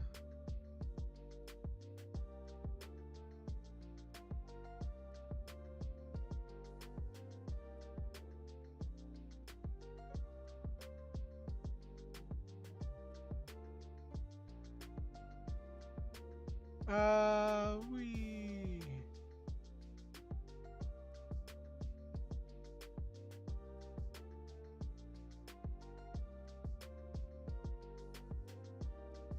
All right, we got the Thin Mint designed. Got the Thin Mint regular crew member. Got the captain designed. I think tonight's been a pretty successful night. Also, check this out.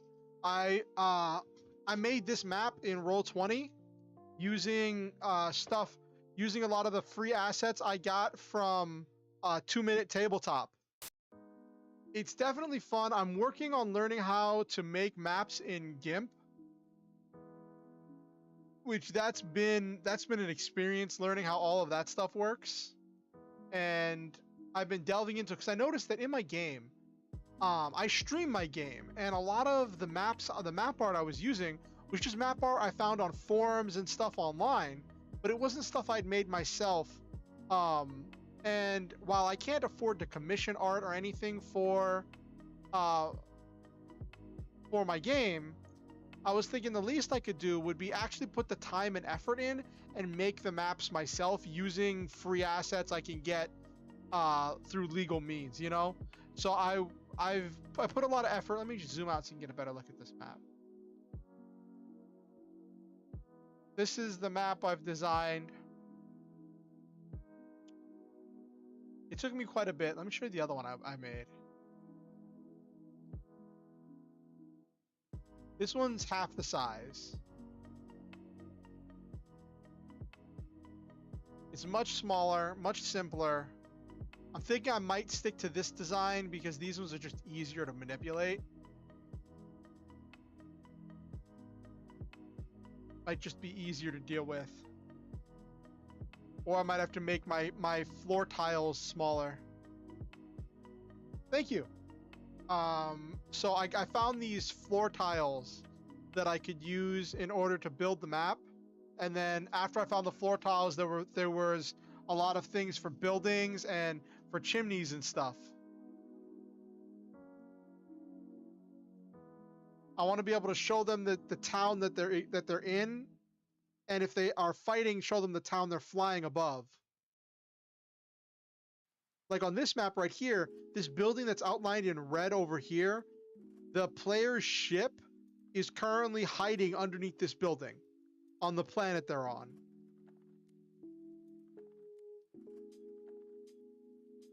I thought that was pretty interesting.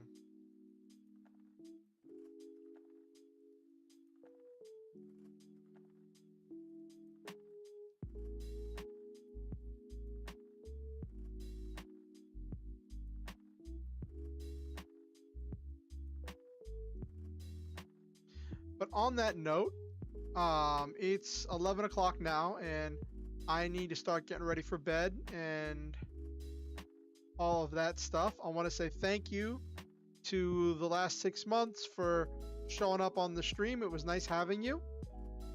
And to anyone else who showed up and was here, for CBev, who was here earlier, I'm grateful to you for showing up for the stream and contributing information, ideas, and thoughts. It was really fun to have all of you and to work on these character designs.